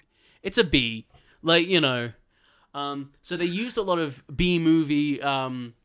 What's the word? I can't stop thinking about the B movie. I know, I can't. and it sucks, but anyway, they used budget. They used budget stuff, they cut corners where they could. Like the reason that there's so much claymation in that film is because that's what Tim Burton started as. He started as a claymation animator. That's what he cut his teeth doing, which is why there's so much in Tim Burton films of claymation because he knew how to do it. And it was cheap. Like it was time consuming as hell. Like it took loads of time, but it was cheap to do because all you need is the clay and time, basically. It doesn't even look. It looks really good. And it still looks holds really up, good, and it adds to the style. This is another thing. It's style out of necessity, and I love that. Yeah. So we talked about Juno, but before this, so Adam and Barbara take sanctuary in their attic, and they get this Leave, Frin, eat, Yeah. leave. No, Cass, don't get actually, out. because when I run ads, the more Um, people that I have, the more money I get. So don't that is leave. yeah, okay, fine. You can stay, but that was an awful joke, and I hate it. Which, speaking of, there's going to be an If a B ad movie is break. successful, it generates a buzz. There's going to be an ad We were on break. autopilot that whole time, and now we're not. Sorry. Shut up. Yeah, okay. But they get an advertisement from Beetlejuice, and which is the he first talks time about we himself see it, being which is 25 minutes into the film. yeah, fantastic entrance. He talks about being a bioexorcist and that if you've got people in your house that you don't want to be there, call me and I'll get them out. And Which is the gist of what that it says. commercial is from the model. Yeah, Because Juno says, Yeah. like, I think he's been living in your model. yeah. So they make this door. They read in the book, if you need help, you make a door, and they enter this waiting room. And it's just one of these things where it's like everyone just assumes they've read the handbook, and they're like, Yeah. "What? Like, This is in the like handbook. if you just read the handbook, you'll understand what's going on." And they're just like they refuse to. Which I get it, because obviously from like a filmmaker's point of view, I can imagine them reading a book for an hour and then being like, "Oh yeah, I guess we know everything." I guess we know It's everything. Yeah, exactly. awful. And it helps us learn as the audience, but it's just so funny. And they get told that Juno is their dead Caseworker. death worker, Caseworker. caseworker. With Juno, your your caseworker. Yeah. Yeah, and they get shoved in a waiting room, and this is where we get to like see a bunch of other people who are dead. And this is one part of the movie that bugs me a little bit. What's that? So we get to see people who've been run over, people who've been like Sawed in half? crushed, sawed in half. Because she's with all a of these magician's different points. assistant, so she died because she got cut in Yes. half. And then obviously Adam and Barbara are completely fine. But it's what she says though. Is this is what happens for you when you die. That is what happened to them when they die. That is what happens to her when she dies. It's all very personal. So it changes because they drowned. I mean, yes, they could be like, like have white makeup or something, and like Or you know, bloated, because like bloodshot when eyes. corpses, like, But I think, it's kind of like, what would be the point of that? Like, it's not just what you look like, because the magician's assistant wasn't cut in half, or like when she was cut in half, she wasn't green when she got cut in half. She, yeah, it's because they were meek, mild people, and I think that shows in the afterlife. That's why there isn't a change. They were, generally speaking, good. So they weren't terrible people. Nothing outrageous or crazy happened. Like, yes, they drowned, and it was terrible, but it wasn't. Because one of them smoked too many cigarettes, so he was burnt to ash. Like, yeah. and they weren't Have you drowned. got a I light? don't know. What's that again? I'm trying to quit, but I just can't. Yeah. I'm trying to quit myself. Yeah, no, Yeah. very, very funny. Yeah. It's all very personal, and so I'm not bugged about it as much, because I think it's one of those beautiful things of, it was a cut corner because it would take a lot of time to put Adam and Barbara in makeup all the time, but it was a cut corner that had a reason to go along with it. Okay, yeah. No, yeah, you've changed my mind about it. So I think that so I'm not necessarily, and also just that office space is incredible, like with the paper everywhere, and it's just that entire set is incredibly wonderful, and when they're sat in Juno's office, which is later on in the film, did you see through the window there was some people at a movie theater watching in? No, I didn't. No. So there are people watching in, like sat in a movie theater, who are all dead. They got like green and wearing like crazy outfits and stuff. They're looking in, and and Tim Burton said that that's because they wanted the people who were in the movie theater watching it. It was the dead people are watching you, so you're watching them watch Beetlejuice, and they're watching you watch Beetlejuice. That's cool. It is Well, because they do go to her office now, don't they? She talks about not now, but they do later. Because they've summoned Beetlejuice. That's why it's when the when the house with the ladies of the night show up. And Is it? Yeah, and Barbara's like, No, what? they go to her twice. Yeah. So the first time they Yeah. don't go to her office, they go to their house, Yeah, and the second time they go yeah, to the she office. explains that he was her assistant. Yeah. Um. I'm talking about later in the film, the second one. Okay, because this is my favorite line Okay, comes go on. now, and I think it's now. Um. It might not be now. It might be actually later on, but it's the football players. That is later on. That's not now. That's later on. Okay, then I'll wait because it's just such a great line. Um. Yeah. Yeah, you know what I'm talking about, I do and know what you're it's talking my about. favorite. So after learning more about Beetlejuice and being dead, they return home, and Lydia's outside taking pictures. The house is being renovated. They're putting loads of art in it that Delia wants. So Lydia's They're stood making outside. it look like a frickin' 80s dream. They Yes. It's got like Yeah. shag carpet with like for some reason cow print on it and like I don't know. just absolutely I don't horrible. know. Yeah, it's the worst. And Lydia's outside taking pictures with a Polaroid camera, and she catches a glimpse of them through the window. So she heads up to the attic, and she can see them. Yeah, she's the only, as far as we're aware, the only human who can see them. Yeah. But the first time that she sees them is that night properly. The first time she properly talks to them is that night. And I've got a fun little I've got another fun fact if you want to hear one. yeah, of course, I always want to hear fun facts. They're In fun. this section of the film, Adam and Barbara are wearing sheets because they can't see them. Designer sheets. Yeah, so they cut holes in sheets to make them kind of look like ghosts, you know, Classic because it's ghosts, all that they yeah. can think to do to make them see them. And so fun fact about the film, Warner Brothers were like, we don't really like the name Beetlejuice. So Tim Burton was like, okay. And the Warner Brothers were like, how about we call it House Ghosts? And he was like, oh, yeah, well, how about instead we call it Scared Sheetless? And Warner Brothers were like, yeah, maybe. And Tim Burton was so appalled that they were considering calling it Scared Sheetless. He just was absolutely ashamed and appalled and was like, how dare I'm you not surprised. even consider that?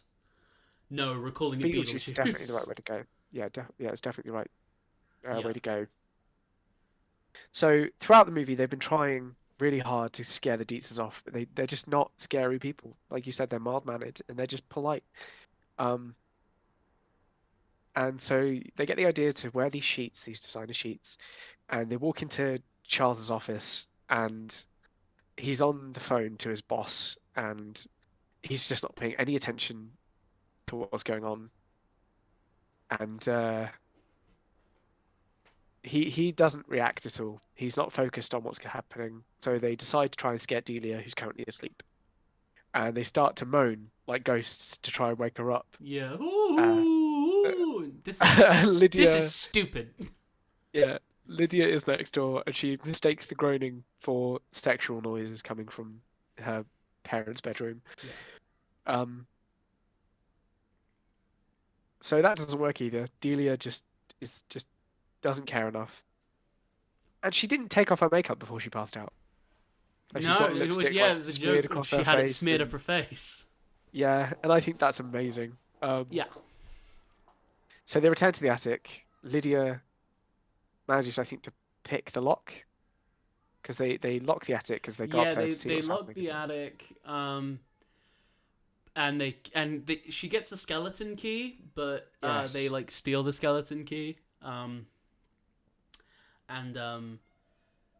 so yeah, she ends up picking the lock. And when they go to the afterlife, Lydia reads the handbook for the recently deceased. Yeah.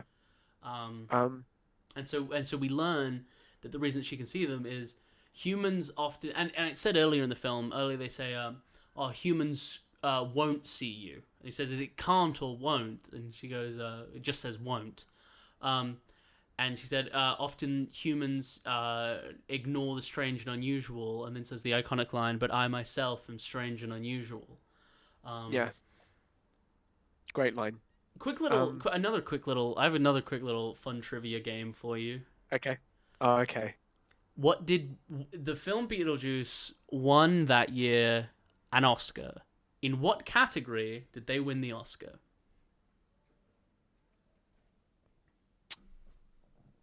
I have a couple of guesses. Costume How about I design. give you? Whoa, okay. Just got a wall of text. Um. I will read that in a second. That's a wall of text. I'll read that in a minute. Okay, I'll give you three options. Okay. Was it the Oscar for Best Picture? Was it Okay. the Oscar for Best Supporting Actor? Or was it the Oscar for Best Makeup?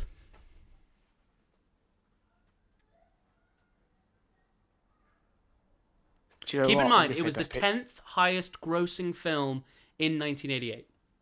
I'm going to say Best Picture. Incorrect. Best Makeup. Oh yeah, of course it was. Got an Oscar for makeup. That's amazing. What did Okay. win Best Picture? In 1988. I'll look it up.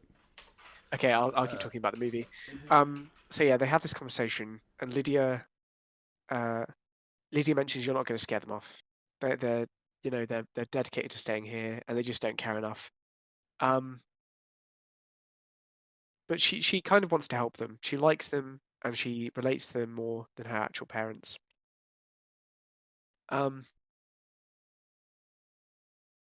They do want to get rid of them though, and after a failed attempt at dinner, which is one of the best choreographed scenes of all time, hands down, every single actor, and that's the moment where I realized it was the cast that have won me over the most. Yeah. Because they all just go for it. Yeah. Another fun little tidbit of information. The guy who played Otho, he unfortunately passed away in 2010. Okay. Glenn, I believe it's Shaddix or Shadix. Okay. He passed away in 2010, and at their funeral they played Deo. At his That's funeral really they played nice. Deo. Yeah. But yeah. By the way, apparently The Last Empire won Best Picture. Jeremy Thomas film won Best Picture in 1988. Last Empire. I don't know if I've seen that movie. Yeah, the Jeremy Thomas one. Oh wait, unless that's the one with, or is it The Last Emperor? That's what I meant. Emperor, sorry. Okay. Oh, sorry. The Last Emperor. But yeah. Okay, fair enough. That won Best Picture. Cool. It is half past. So I'm gonna run ads. I might read that wall of text. I'm gonna read that. It's a great suggestion from Right. So it says, okay. So I know you're about to hit the ad button for the intermission, but I think you should create a video to play during the intermission, which starts with the classic Pearl and Dean music, then have Let's All Go to the Lobby for Septics in the audience, followed by the highly inappropriate Kia Ora, Too Orange for Crows, then an ad for local insurance company, and then round it off with an ad for a local Indian restaurant just around the corner from the bowling alley. I would, but unfortunately I don't want to get... First of all, that's a lot of work for me to do, and second of all, I don't want to get copyright claimed. So I'd have to make those all myself. So if you want to make them for me, maybe. But yeah, I'm going to run an ad as we go into the intermission. Go pee, go walk around, stretch your legs, and we'll see you in a bit. Yeah, see you soon, guys.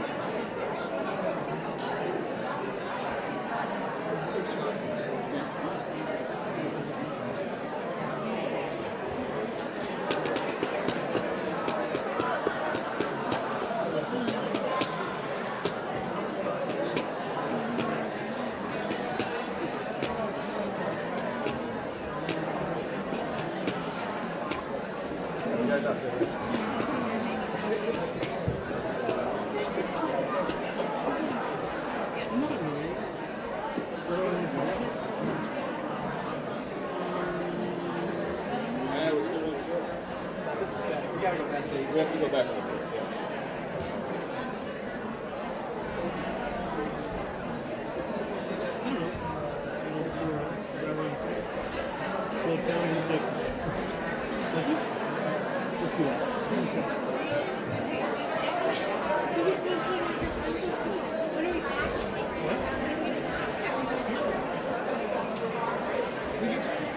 I think that we first of all, we have to get out of here as close as we can.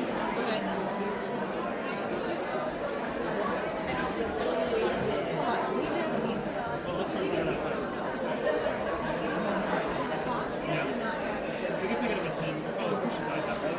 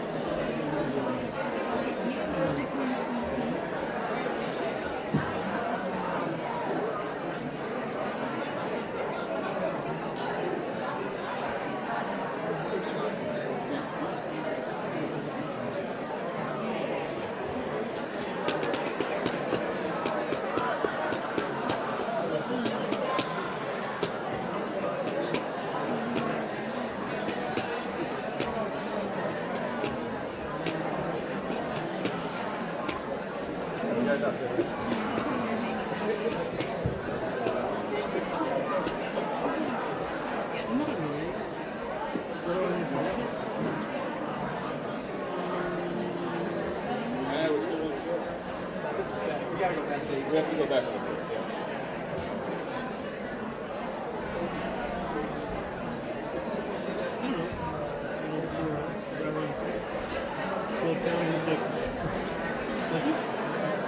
Yeah.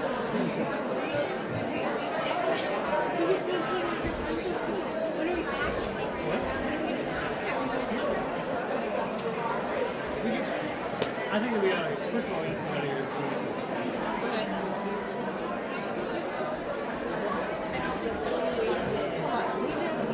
Well, let's try to get outside. Yeah. We can pick it up at 10. We'll probably push it back that way.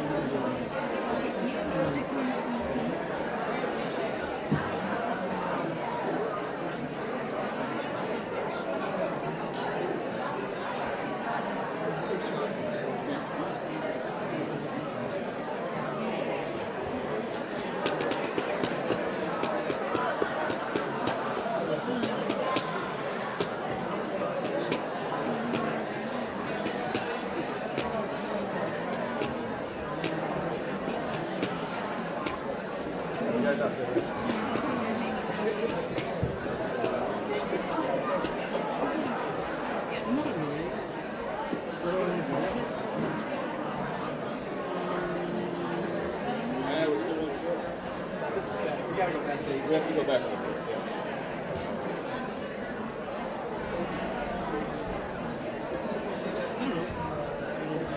I don't know. Well, down his dick. Let's do that. Let's go.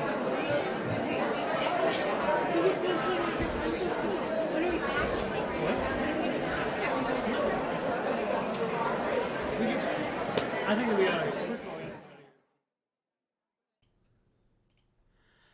And we are back. Hello. How's everybody doing? Hope you had a good pee break. Thanks for sitting through the ads. Unless you are subscribed to me, in which case you just sat through my looping video of, I believe the video on YouTube's called ASMR movie theater noises, I think. I unboxed my new speaker in the break, and I also went to the toilet because I've been drinking a lot because you guys are making me hydrate. So, Speaking of which, no, no, don't you dare, don't you dare. So we got to Deo, which is one of my favorite, if not my favorite scene in this entire film. It is just so beautiful, you know. It's this choreographed, silly, but also serious moment. This was just so iconic as well. yeah, Like, I have watched that scene whenever it comes up on my YouTube recommended, which it does from time to time. I'm just always like, hell yeah, and I just watch the whole scene again. Which, by the way, I have my movie theater snacks. I've got my milk duds. There's a shop that sells American candy around the corner from me, so got my milk duds. Hooch and Candy. Say it again. Hooch and Candy. Yeah, yeah. Well, Love that place. don't just say that. Oh, Don't just let people know where I live. they don't know specifically where. True. Sorry, the hordes of screaming fans are going to come. They are. You like it? Yeah. This scene, from an actor's point of view, would have been the most fun. Like, this whole movie would have been incredibly fun to be in. But I think this scene particularly, it would have been great fun to shoot until you had to do it for the 20th time, because one person messed it up and you had to reshoot the entire thing. Yeah. No, definitely. That being said, the reaction from Winona Ryder seems so genuine, because she doesn't get affected. Obviously, she's sat She's behind just a reveling chair. in it. And every single one of the adult actors, I'll say adult, like the actors who play adults, just look like they're having a whale of a time. Yeah. And their reactions are brilliant. And then you get this horrifying moment where the shrimp come to life. And I genuinely was like, oh, gross. And it's just clearly someone just wearing a glove, like. Yeah. And then they grab their face, pull it in, push it Yeah. back. And I love it. I think, I love when Otho like feels the groove when he's like, yeah, he gets and he's really like, into what? it. Yeah, yeah. What a great scene. Incredible scene. One thing I also love about Otho is he literally said, like, he's like, oh, yeah, well, I'm an interior designer, but I was also the leading scientist in hair research, and also for a time I was the leading studier of the paranormal, and it's just so funny. Yeah. It's like, why do you have so many jobs? What? Yeah. What are you doing here? Dude, That's something amazing. that I got mad about the musical for. Because Otho was just like a throwaway joke. Which I really? know they were trying to do it on a lower cast, so there's a lot of multi-role in Beetlejuice. A lot of multi-role. But Yeah, because I've seen the quick change where the actress who plays Delia has to switch and play Mrs. Argentina or something. yeah, Miss Argentina, yeah. And that's insane. That's an insane change. Oh, that's an insane change. But no, so there's a lot of multi-rolling, which obviously comes at a cost. Which they did Otho's character really dirty, and they were like, my real name's Kevin.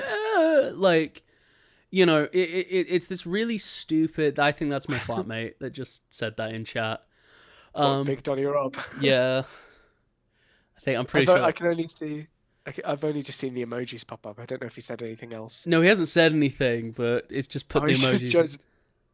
He woke up and chose violence today. He won't. Yeah, well, I heard him knock on my door, but he knows that this is when I'm filming my podcast, and Great. so yeah. What's up, Rob?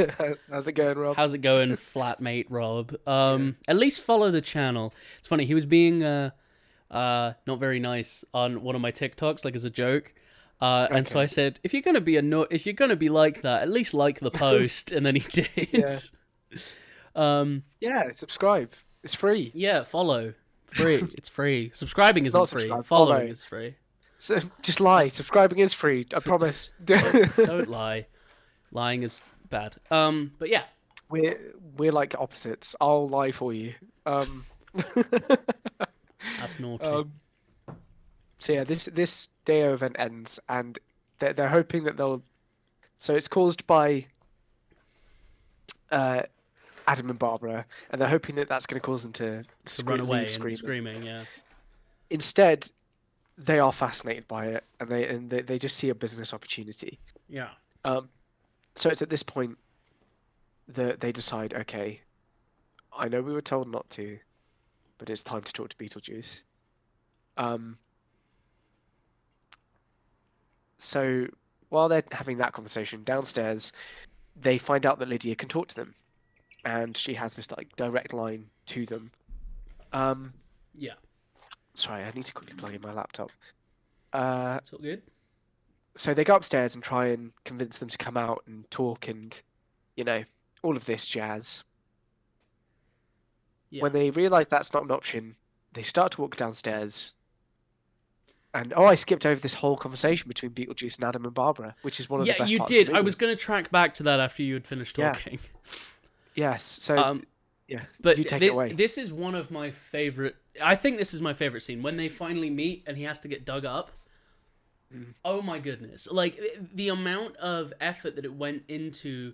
They said Beetlejuice 3 times, and they got shrunk down into the model, and teleported into the model. And then all of a sudden, we have this,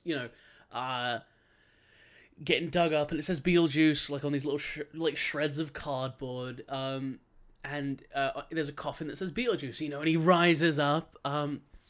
So something about what Tim Burton said to Michael Keaton. Act as Beetlejuice as if he has both lived in every single time period, but is also timeless. Yeah, that's good. That's really good direction. Incredible, piece of direction, and I think that's why sort of this works, really good for me. And he's like, can you actually do it? Do you have any references? And then Beetlejuice says, well, I went to Juilliard. I travel extensively. And he goes, and I lived through the Black Plague, and I've seen The Exorcist 127 times. It keeps getting funnier each time I see it. Not to mention, you're talking to a dead guy. Like, it just all of that, like that amalgamation of, him being like, references? What are you talking about? I'm literally a demon. Like, yeah. It's so good. And he just loves to like throw it back in their faces, and it's just the way that he plays Beetlejuice is, I think, my second favorite Michael Keaton. And we had this conversation. Second favorite now, yeah. We had this conversation. No, I did say second favorite before. Beetlejuice. Did you? I thought you said it was tied before. Like you were. Oh, it goes back and forth. Like when I watch Beetlejuice, it's Beetlejuice, but when I watch, and then there's the one, is Birdman. I love his performance in Birdman. I just love Birdman. Incredible film. But I would love that film. My only issue with it is that I really hate what's her name? See, I don't even care enough to know her name. Which one? His daughter. Emma Stone? Emma Stone. Do not like her at all. Oh, really? I quite like Emma Stone. I think she plays the same character over and over again. She always does the same face. Too, Yeah, whenever I she does kind of get that. She's got this face. Hang on, I'll see if I can do my example of it. And you know exactly what I'm talking I know about. what you mean. I like Emma Stone, but anyway, I will have you know my favorite Michael Keaton performance is actually Jack Frost. I really thought you were gonna say Batman. No, Like, Jack Frost. I mean, Jack Frost was also bad, but like we can. How dare you? Jack Frost is amazing. Jack Frost was a masterpiece of cinema. We can all agree that Michael Keaton has been in some stinkers. Like, Yeah. I talked about this with someone, and I was saying because we always get into the. I've gotten into this argument with a few different kinds of people when I talk about Beetlejuice, because they always say yeah but Winona Ryder, and I say yeah but Michael Keaton, and then they always say yeah but Winona Ryder, and I go yeah but Michael Keaton, and we have this, and they're like, well, Winona Ryder's been in better films, and I went, well, yeah. Like, I'm not gonna say that Michael Keaton, like every Michael Keaton film that he's ever been in, he was a star. Oh no. Birdman, incredible. Beetlejuice, phenomenal. Jack Frost, Incredible. Batman. Incredible. And Have you seen The Founder? he was pretty good in The Founder. He was really good in The Founder. He was really good in The It's Founder. the reset, and obviously, Homecoming. Yeah, Homecoming was pretty good. Birdman is in my my. top 10 for sure. I've said this, I think, because I've said this a couple times, but basically I got the opportunity to watch Jurassic Park. If nobody cares about what my top 10 films are, just tell me, but and then I'll tell you to go away. This is my podcast. But I've said this before. Jurassic Park is in, because everyone knows I love Back to the Future, but Jurassic Park is in my top 10 for sure, but it might even be in my top 5. Like, Jurassic Park is an incredible film, and I got the opportunity to watch it in a cinema with Seb. With me. Yeah, and that was that day we watched Back to the Future in the cinema, Jurassic Park, and Wes Craven's original Nightmare on Elm, which we, as I figured out later, I think we got a lot of complaints and made a couple people leave because we were just laughing so hard and making jokes to each other about the original Wes Craven film. But Nightmare is actually like a really good movie. It's just that we were. Oh yeah, we it just doesn't really hold up. We were 12-year-olds who had not been allowed outside or to a cinema, and we had suddenly spent the entire day because there wasn't just you and me. There was 6 of us total. But so so what happened was we were a bunch of young adults who had been cooped up for months finally got told we were allowed to go to the cinema, watched 2 of my favorite films and Wes Craven's Nightmare on Elm. Hey, that's so rude. But of course, I don't know. I'm not mad. I'm not sad about it because it's a film that came out in the 80s, and I was like, if people were laughing about Back to the Future, I'd be like, yeah, fine. Like, you know what I mean? I wouldn't get so twisted about it. And I guess, we're in England, so it's a lot more, you're meant to be quiet. But I can't do that. I think it's because the movie came out, like you said, in the 80s, and it's like, if you want to watch it in peace, go watch it at home. Go watch it. Like, I get it, but like, you can't sit here and tell me, like, yes, that film is a sensible film.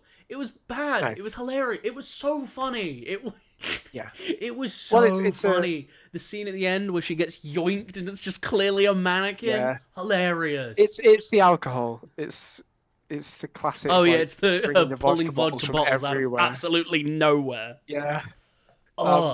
Anyway, if you want to watch a really good nightmare film, Dream Child's pretty good, but Wes Craven's New Nightmare, which is it's one of the, I think it's the last one that he worked on before he passed away.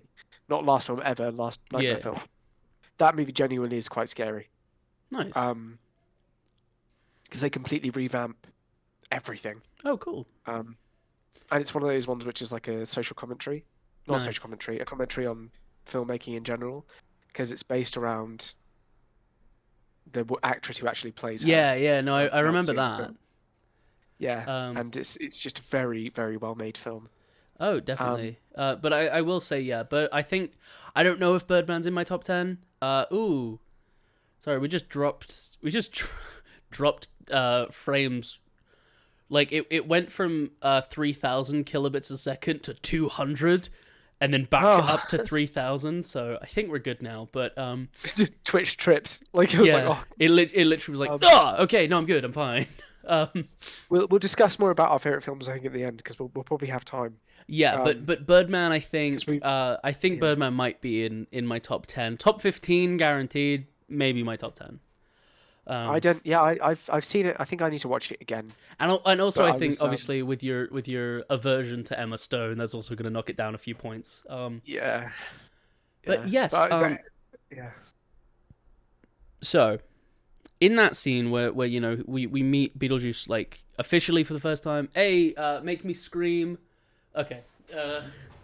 This is a warning. Michael Keaton. I'm about to yell. So if you're wearing headphones or if you've got me turned up, maybe turn me down or even take your headphones out. Cool. This is the warning over now. Yeah, but Michael Keaton!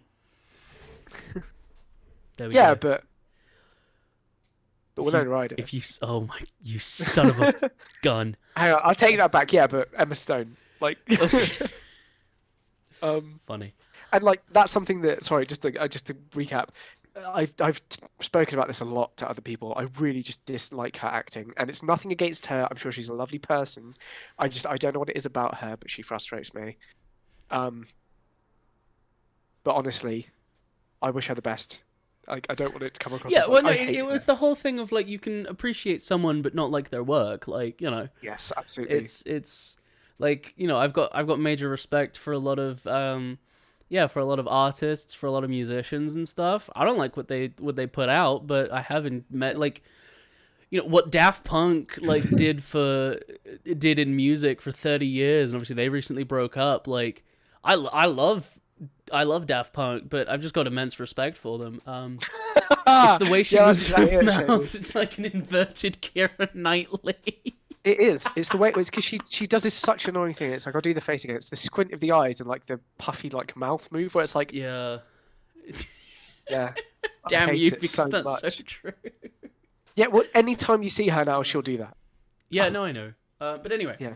So jumping back to the Deo scene, the big exec from New York's like, we can make money on a haunted house. That's my.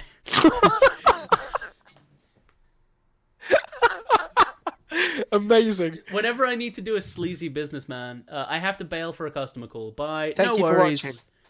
You put that work. You grind. That's the man that literally pays my allowance.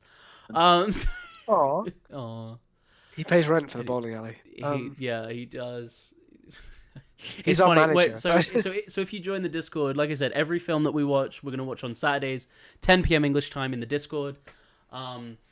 So I want to say I had a great time talking to your family about this movie too, because of the impact that like just not even in a jokey way, genuinely like it was really interesting to understand culturally. I just want everyone to know that it was an insanely surreal time for me. It was so weird because I was surrounded by like my actual friends and then just like also my dad. Yeah. Oh, it's 5:00. My watch has started doing this fun thing where it starts beeping every hour, and I have no idea how to turn that off. Break the watch. No. My uncle got me this watch. Yeah, so my uncle got me this watch as a joke, so no. Yeah. So Adam and Barbara talk to Beetlejuice. They request to see him work. Or more, he invites himself to go and try and get these people out. Worlds collide. It's true. When worlds collide, you can run. Worlds collide. So they're on the way back down from the attic after an unsuccessful attempt to get Adam and Barbara to kind of agree to become a business. And this is I think my favorite shot in the movie. It's a tracking shot of Delia running her hand across a beam on the stairs. Yeah. And then the beam transforms into like this scaly it's like it's a snake, Yes, it is a snake. and it is it's a snake. Yes, a snake. Snake. And then we get this beautiful wide shot of. Oh, it's like I guess it's a downward angle shot of the snake from the banister, and it's Beetlejuice's like face, Like disgusting little attached. face. Yeah, attached to this giant snake, and it starts trying to bite them and chase them around. Um, And well, the original script of this film was a lot more gruesome. I can imagine. So the original intent for the original car crash was going to be like bloody and like horrific. Like it was meant to be like in the original script like terrible. Wow. And Beetlejuice, instead of causing mischief and marriage, and because obviously he tries to marry Lydia, and so instead of marriage and mischief, it was more about this is gonna be a trigger warning, the R word. It was more about rape and murder Wow. in the original film. Yeah. But they were like, "Oh no, we're pitching I'm this. glad they changed it. We're pitching this to Warner Brothers." Like, no.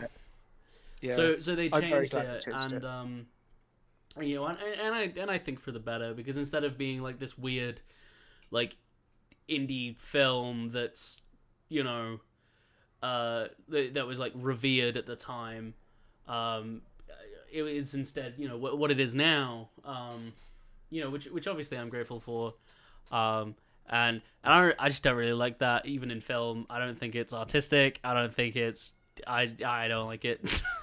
Yeah. Just in No, that's film, understandable. really. So. But yeah, so the way so they don't want Beetlejuice to hurt Lydia or anyone else. So the way they call him back is they call his name again, and he gets sucked back into the model. Yeah. And this is another one of my favorite scenes is when he returns back to the model, and this is after his interaction with Barbara and Adam, and Barbara is able to rip them back out of the model, and they become normal sized again. We get another glimpse of Beetlejuice looking for a good time, should we say? And he creates this. No, he doesn't strip create it. club. Juno does.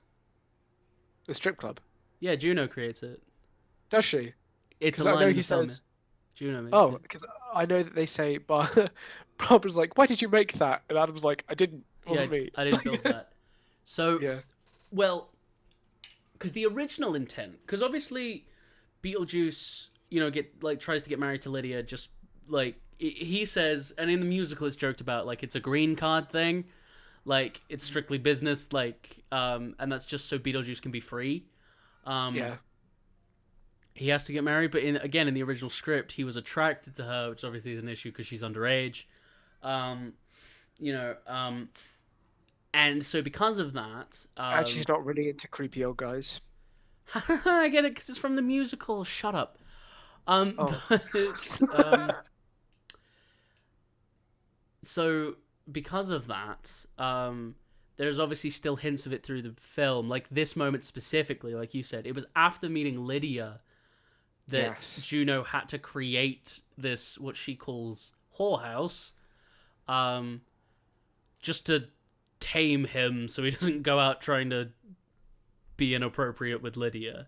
And his little dance he does on yeah. his way, it's one of the best moments in the Well, film. it's why he says like, "Oh, well, where can a guy like me have a good time?" You know, and and then it appears, it manifests. Yeah, because Juno says, "Yeah, the whole house was my idea to keep him busy, basically."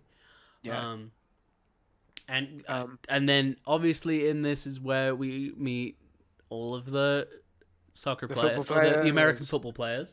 Yeah. And And what's the- your favorite line, Seb? So they mistake Juno for their coach because he's the only one who survived this. Like, is it a plane crash or is it a bus crash? Bus crash, I think. Yeah. Like, And so they keep calling her coach, and there's this moment where they leave, and then Barbara and Adam are talking to her, and she's like, "Look, you've got to go back. You've got to prove you've got to get rid of the Dietzes." yeah. And then they leave, and the football players come back in, and they look at Juno and they say, "I don't think we survived that bus crash, Coach." It's just so stupid. And she's just like, And she what made you says, guess? "Yeah, yeah, good job." Like, Yeah. yeah. Well, How do you figure that? So I do want to talk about that Yeah. scene where she's like, "What are you gonna do? Like, what are you gonna do to get them out?" And and they start like morphing themselves. Like this is where some of the claymation comes in, like pulling the ears, pulling the nose long, like pushing the eyes back. This little detail, it makes me so happy. So Adam like gets a bunch of like eyes on his fingers, and then and then Barbara starts transforming, and he puts his eyes like this on his fingers, and then he holds up his glasses like that. Yeah, because So you obviously can see through his glasses, and it's just this beautiful little moment. It's just so funny. Yeah, great scene in the film. Great scene in the film. Wow, we peaked at 16 and now we're at 4. So thanks for staying the real ones. Yeah, we know who you are. Represent. I mean, we literally know who you are. Yeah, that doesn't matter. I'm doing this more for us, to be honest. Oh, 100%. And also, it's going on YouTube, so people can watch it on YouTube. Yeah. So they find Lydia again, and Yep. Lydia has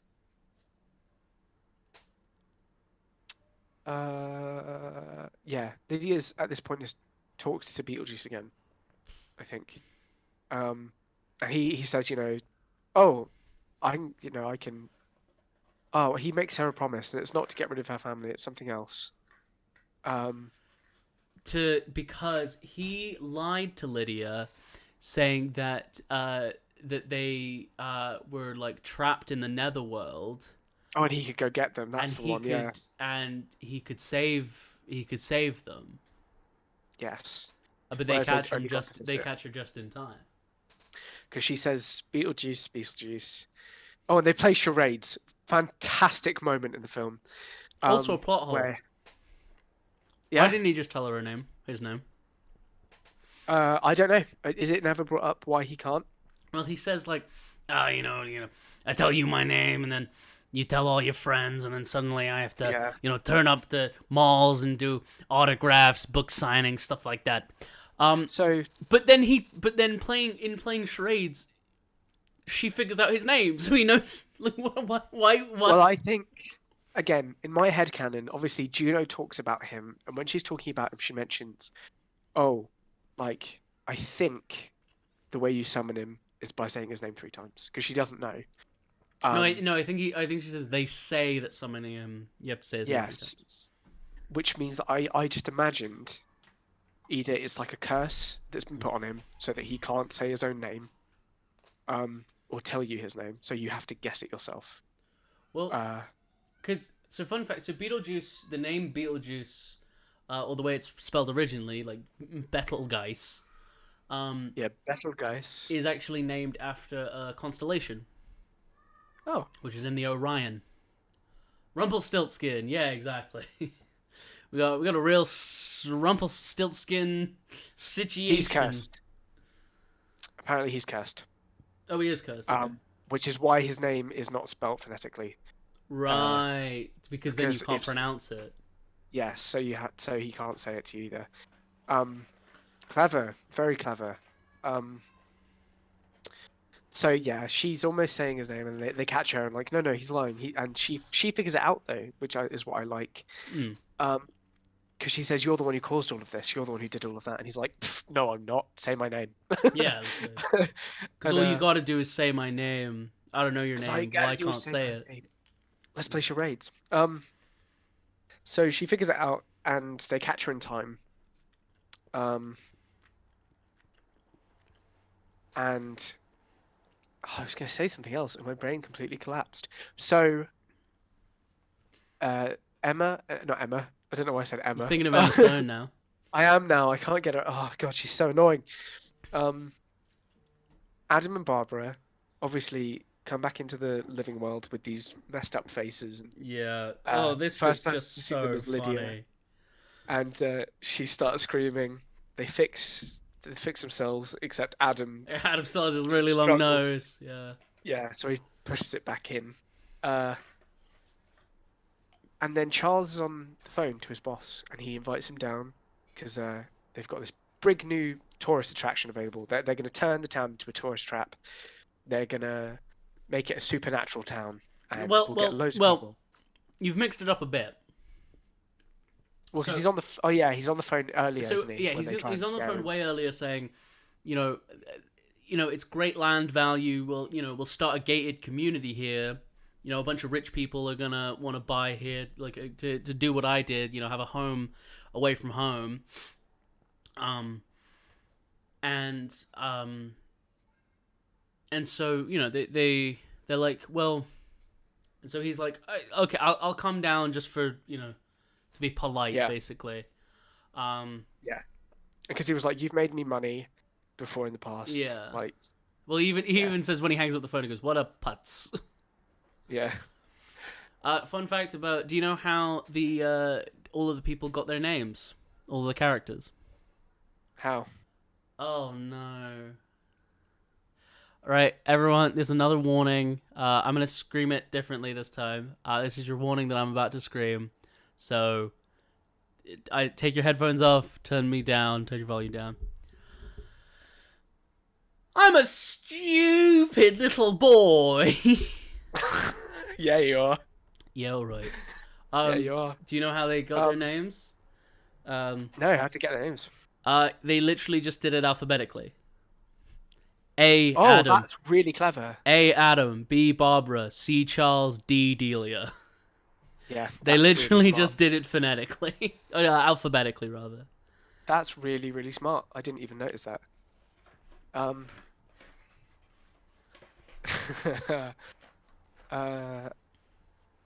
So, meanwhile, during the scene in the attic where they all go up to try and convince them, Etho, is that his name? Artho?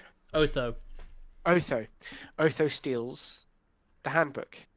And after trying to convince them one more time to come down and, you know, scare them, he says there is another way that we can do this. Says it right here in this book. Yeah. And Lydia's obviously There's freaking nothing in the out. rule book saying that we can't summon Yeah. these people. And Lydia's obviously completely just doesn't want to do it. Yeah.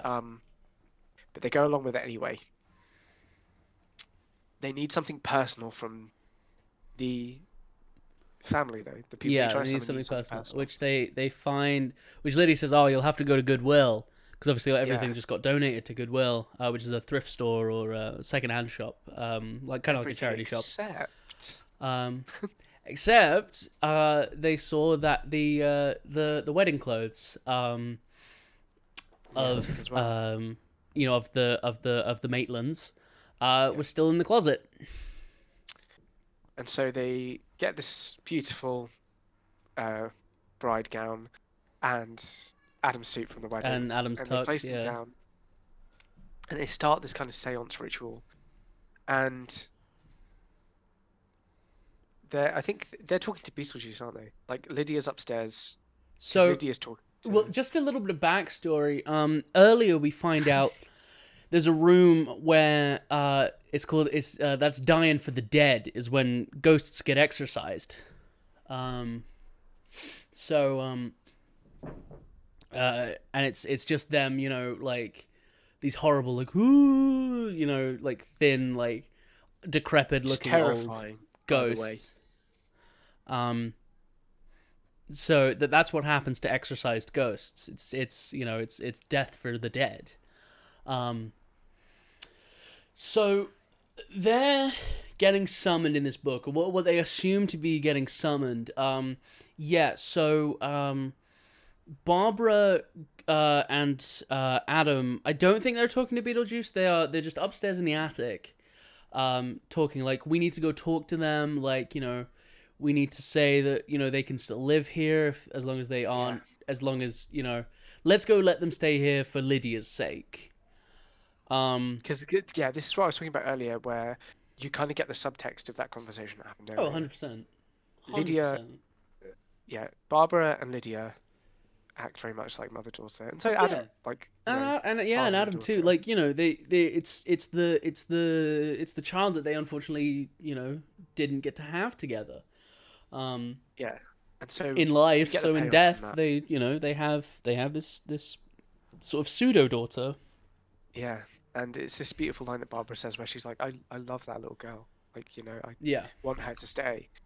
Um, and so that, yeah, they agree to go downstairs, but as they go to leave the attic, they're unable to open the door. I think I remember now. So Barbara just starts sort of Disappearing. disappearing, like in Back to the Future. Um, yeah, that Um, definitely not green screen. that's our link to Back to the Future.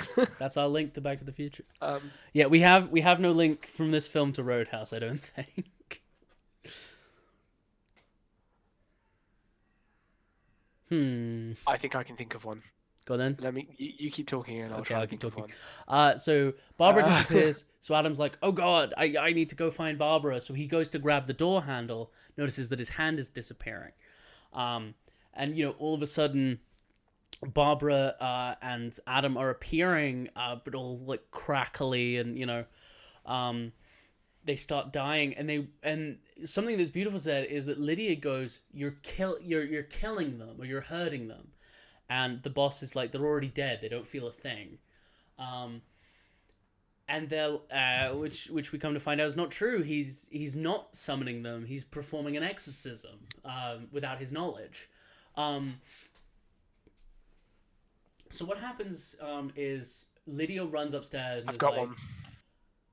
"You got to help them. They're gonna die. You've got to help them." And he's like, "Sure, I'll help them. Yeah, I'd be happy to help." And he like sits and waits like a child when you're like, "Oh, I came here to apologize," and they sat there like, "Okay, cool." So you know, it's he sits and waits, and you know, she's like, "Beetlejuice," and then says Beetlejuice, Beetlejuice, Beetlejuice. But he says, I need something in return for this one. He's like, this is a big one. So he says, if I help them, You got to they'll marry marry me. me. Yeah. Yeah. And she's Yes. like, yeah, fine, whatever. Like, Yeah, just help them. without thinking. And then he says, Then, "It's showtime." This is my Beetlejuice hoodie, in case you're wondering. this is my favorite. Okay, so I Beetlejuice. know this is Beetlejuice. my top 3 finales of all time in any movie. Oh yeah, absolutely impeccable finale of a film. Yeah. And I realised the link between this and Roadhouse. Go on then. In both Roadhouse and this movie, cars being driven towards the main villain cause their downfall. It's a stretch, but it'll do. It is a stretch. I was gonna say, I mean, if we're going like 7 layers of Kevin Bacon kind of style Oh, okay. to it, then I mean, Patrick Swayze's in Roadhouse. Patrick Swayze was in Ghost. Patrick Swayze was a ghost in Ghost.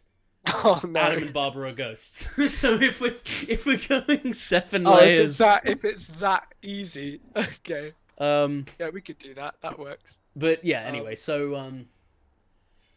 yeah, she's like, has agreed to marry him, and he. Oh wait, there's a much easier one. Sorry, Patrick Swayze. Patrick Swayze was in Dirty Dancing with the girl who plays Baby. She was in First Peter's Day Off, which also stars the dad from this movie, who's the principal in that movie. I feel like that's longer Ah. because everyone knows that Patrick Swayze is Ghost.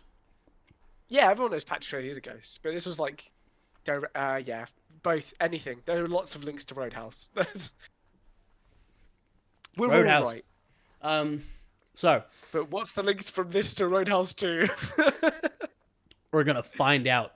We are gonna find it. So when this happens, Beetlejuice is like, it's showtime. Went And a bit like Latin there. I know it was like deplane. But anyway, It's showtime. That's worse. so then he starts, appearing, and he has this like carousel hat, which, fun fact, has Jack Skellington on it. Oh, awesome. There's a little Jack Really? Skellington on it. All the way back when? Before. Yeah, Nightmare well, was even apparently Tim Burton has been drawing Jack Skellington since he was a kid. Like, That's awesome. so he put it on Beetlejuice's carousel hat. Yeah. And he's got these ridiculously long arms too. Yeah, incredibly long arms that like have balloons at the ends that blow up to hammers. And it's this like test your strength machine, where you at like carnivals where you like hit a thing with a hammer and then you try and ding a bell. And so he smashes it down, and both of them go through the roof. It's absolutely hilarious. And then he says, dead, right? he says Like a great line when he stops the exorcism. He goes, "That's enough exercising for one day." Yeah. And just like does this cool little like hip like golf thrust, and they just fall down.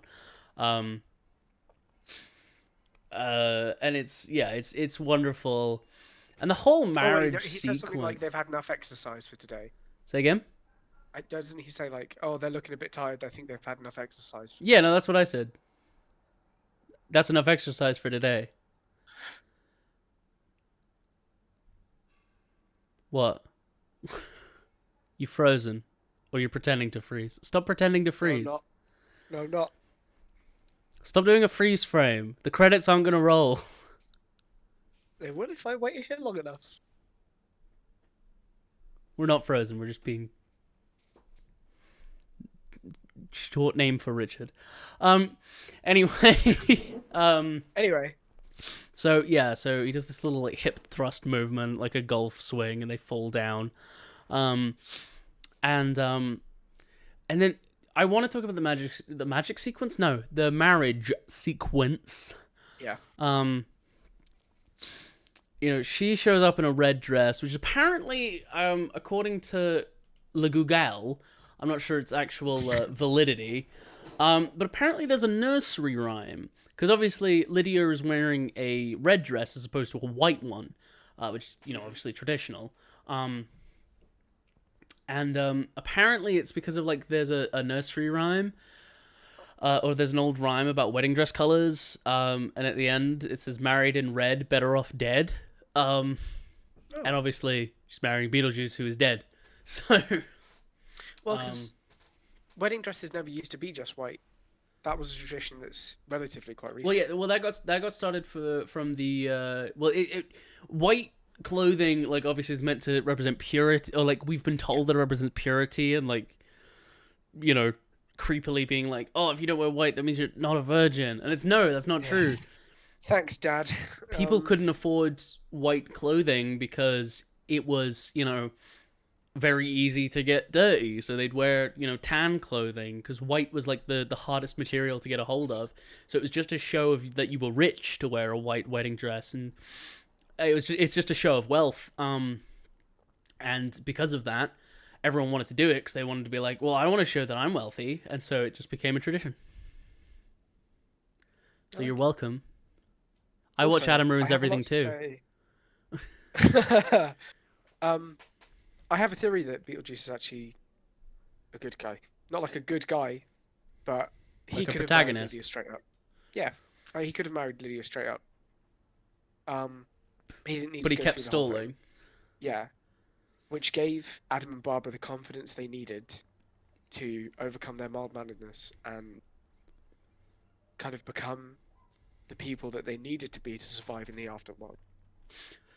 Here's a little joke that I love, which also creates a plot hole. Okay. Which is when he says, do you be, and then Beetlejuice just goes, let's not use the B word. Yeah. And he goes, do you take Lydia to be your wife?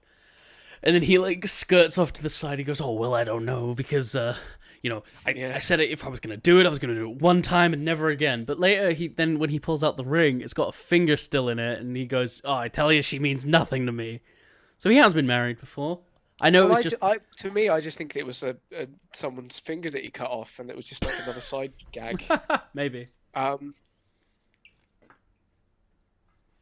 yeah, I thought maybe this wasn't the first time he'd done this. before, but then I thought, wouldn't he be free? Yeah, he would be free if he was already married. Yeah. So yeah, while this is happening, people keep trying to say Beetlejuice, because if they say Beetlejuice, he gets forced back into the model, Yeah. or they get control of him or something. But every time someone tries to say it, he interrupts by either zipping their mouth shut. My favorite one is when he zips Barbara's mouth shut, then Yeah. then Barbara unzips it to say it again, and then he throws like a metal plate onto her mouth Yeah. and just goes strike. Yeah, it's a good one. What does he do to Adam to get him to stop He sends saying him it? to the model. Oh yeah, yeah. Adam and gets then he sent to the in model because yeah. then he gets into a toy car that he drives at Beetlejuice. How did I forget how the sandworm comes in at the end? Because the sandworm comes in and eats Beetlejuice. So Barbara gets sent out into Saturn. Yes, of course she does. Of course she does. Yeah, she gets sent out into Saturn, and she has the confidence to start riding one of these things Yeah. towards their house. And just before Beetlejuice is able to say "I do," she crashes in through. Oh, he's about to put the ring on Lydia's finger, Yeah. and Adam drives this remote control car or this toy car into his foot, which explodes, causing him to drop the ring. Yeah. And as he goes to pick it up, Barbara crashes through the ceiling, and the sandworm eats Beetlejuice. Yeah. Um, No, definitely. and they save the day. And then everything kind of just goes back to normal. It's wonderful. Everything goes back to normal. And I love it because they, because like what happens is, Lydia goes to school, and Barbara and Adam are essentially like being like parents, because Yeah. she's saying about like how in math today I got an A, and I got a C in science, I got my science because C, I yeah. refused to sign because I refused to dissect a frog, and then she goes and she's like, so can we, because they obviously have like an agreement or something, and then Shake Sonora starts playing, and it's just this beautiful, wonderful ending of them like dancing. Rider cannot dance, but Yeah, no, and then there's all the football players on the they staircase. start appearing and dancing too.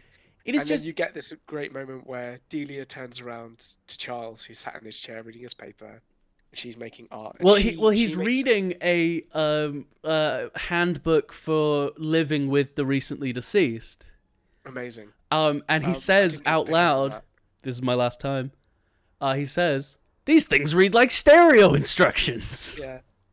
And then the music starts playing, and he goes, Lydia must have gotten an A on her math test. And it's like, it's very beautifully portrayed as like, Oh, it's wonderful. Well, the original ending, fun fact, had Adam and Barbara living in the toy model, living in a model of their house, while the Dietzes lived in the house, oh wow. so that they both would get the I house. prefer this ending. Say I again? prefer this ending. I Yeah. much prefer this ending. I get it. I mean, I kind of wish that there was kind of like, almost like a mixture of both. Do you know what I mean? Like, I feel like that would be my Yeah. perfect ending. Yeah. And I like and this one. Lydia's bringing Adam like paint and pictures of the new cathedral, because he has to color match the model, and it's just this and wonderful he can't leave like the house because otherwise he'd be stuck in Saturn again. yeah.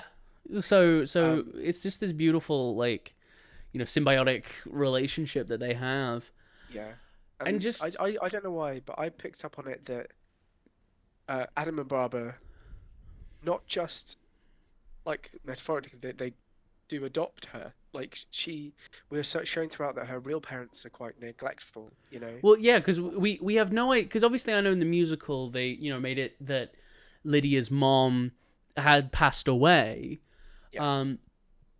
Oh, I said but- earlier that she did. I just assumed that she had died. No, well, they said, "Oh, she's my stepmother," but they never confirmed that she's dead. It's never established Okay. that she's actually dead. Obviously, it is in the musical, but in the film, because I was looking for the same thing. I was waiting for that moment when said, "Oh, my, mum passed away or something," or some kind of hinge. So we don't actually know where she is.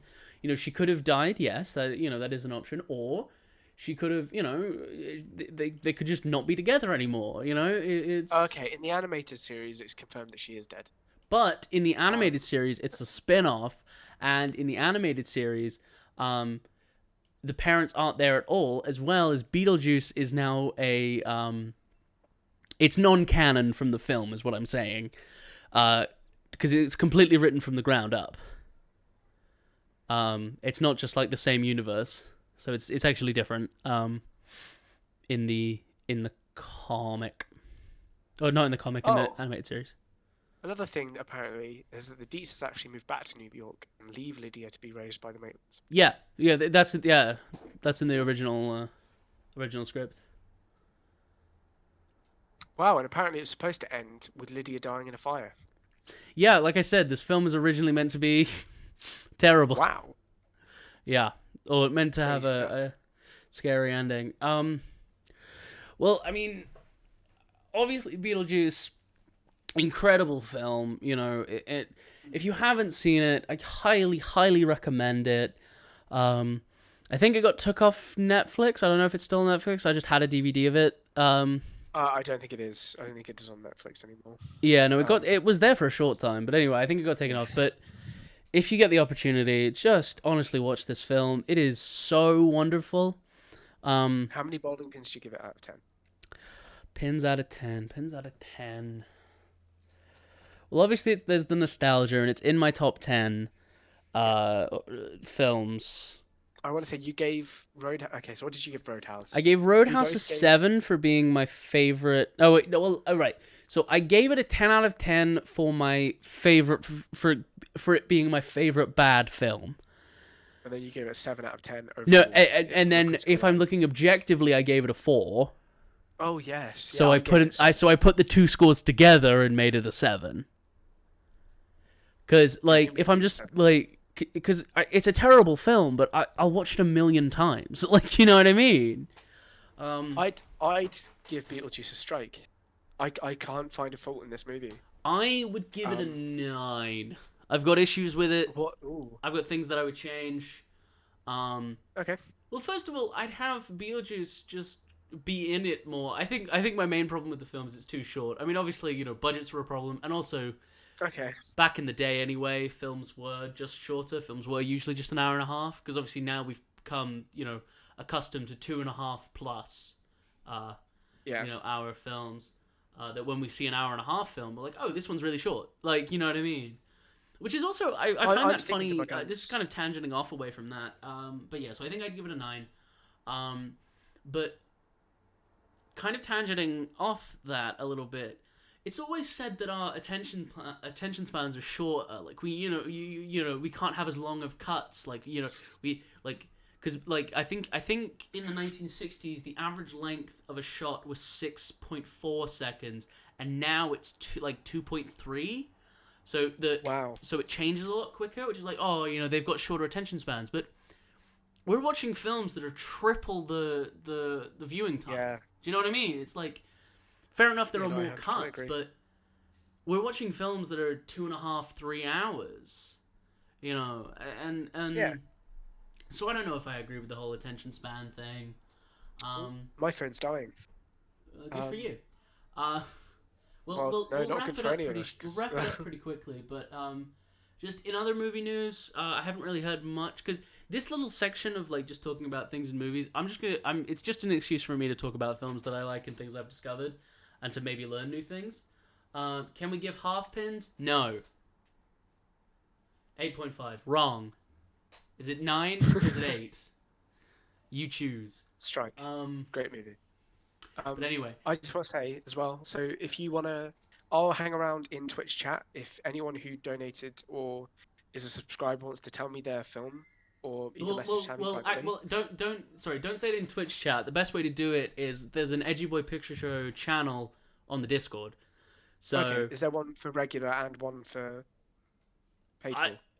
There isn't, but if someone says like, "Oh, I subscribed to this film," then I can double check if they're subscribed or not. So cool, that works.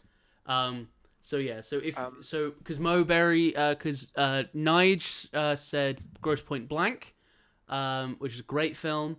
I did say blank, but it did kind of sound like black. I said blank. And yeah, and Moberry subscribed at tier 1, and Shaney said Donnie Darko. So So we're waiting for Mo Berries. so we're waiting for Moberries, but also I know Moberry IRL, so Yes, they no, can that message me, or they can message the Um, Discord. Either way. If you're okay with it, then next Uh-huh. week we'll do Roadhouse 2. Yeah. If you're okay with that, and then the week after, I would quite like for us to watch The Thing, if you would be okay with that, and then we'll. I mean, we can talk. Because Well, it's like we've done Roadhouse, we've done Camp Nowhere, and we've done Back to the Future. Beetlejuice. Oh yeah, and that. Although I guess I suggested Beetlejuice, didn't I? Yeah. Yeah. Okay. Yeah. Camp Nowhere was mine. Roadhouse we had to because it was a It because was we got donated paid. by- We got paid to watch Roadhouse, and then Nige. we got paid to watch Roadhouse 2. Yes, that is true. And So then we took a break. So we'll do. Okay, should we do Roadhouse 2? Then we'll do Grosse Point Blank. I think was next. well, We'll discuss it later on. I was gonna We'll say discuss it we privately. have the list. We can we can discuss. Yeah. But yeah, so cool. I'm gonna basically just talk about a film that I watched on Sunday, that I watched yesterday, and oh my god, everybody watch this film. If you have Netflix, I don't care what age you are, I don't care what film that you're interested in, watch The Little Prince. Have you not seen The Little Prince before? I'm No. plugging in my phone. 2 seconds. Oh no, Seb's phone is dying. But oh my god, I have not seen a film that is so beautiful and so elegantly done. Like it's an animated film. It's supposed to be a children's film. It's Jeff Bridges, James Franco, Ricky Gervais. It just it blows my mind how incredible this film is. The metaphor for growing up is astonishing. The visual is beautiful. The way that they handle everything, nice. I have an art book of the movie. Oh my god, absolutely fell in love with that film. I cried, and I don't cry at anything. I used to have a figure of the fox. Yeah. So if you have Netflix, oh my god, watch this film. It's an hour and a half. It is wonderful. It's one Jeff of the Bridges most is incredible. In Oh this film. yes. I love Jeff Bridges. It's 3D animated. Yeah, I have said that. Okay, I'm sorry. When you had your headset off, you loser. I went to get my art book, so this is one of my favorite shots from the movie. Because they did stop animation as well. They did stop animation for it, and that's what the movie looks like. And I watched this a couple of years ago. It came out 2015. Yeah, oof, that's a long time ago. Yeah. Do you know how much I paid for this art book? It originally cost £25. Do you know how much I got it for? Well, I'm gonna say 12 because that's half. I got it for £8. Oh, nice. Got it from Forbidden Planet. This movie is visually stunning. Oh, And the incredible. story's Yeah, I was just saying, like the metaphor for growing up, incredible. The storytelling, everything cinematic about the film. And it's based on a French book. On a French book, yes. Le Petit Prince. Yes, and it's just incredible. But yeah, And so you that's should that's my little piece of film news. Thank you everybody for coming to the Edgy Boy Picture Show. Like I said, we're gonna be hanging out in the Discord. So just click the little Discord picture. Ask to be verified in the Service Access channel. Or ask to be hired. A movie that you shouldn't watch is Willy's Wonderland. That movie's terrible. Okay. I watched that yesterday. Crap. Okay, good. Nice to know. But yeah. That's right. So cool. Chess Thank you all for watching. I'm gonna see if anyone's live for anyone to raid. Yes, Annie's Quest is live. She's an artist, friend of mine. I think she's playing a game today. But if we raid, one sec, let me, because I always forget to get Twitch up on my computer, so I have to get it up on my phone. But yeah, let's raid. Let's raid Annie. Oh, two hydrates. Okay, I'll chug this real quick. On. I'm counting that as two. Yeah. All right, cool. Yeah, let's all raid. Yeah, let's raid Annie's quest. Okay. Everyone, hop on the Right, yeah, raid. thank you, everyone. Thank you, everyone, for And coming. I can't wait to see you next week, where we'll be watching Roadhouse 2. Yeah, join in Oh, tomorrow. it costs. Bye. It costs money. And let's raid, boys. Let's do it. Raid.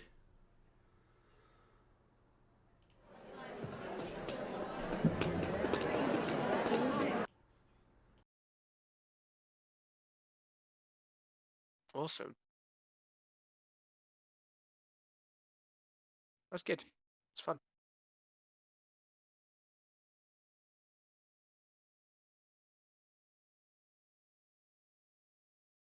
Right, I need to.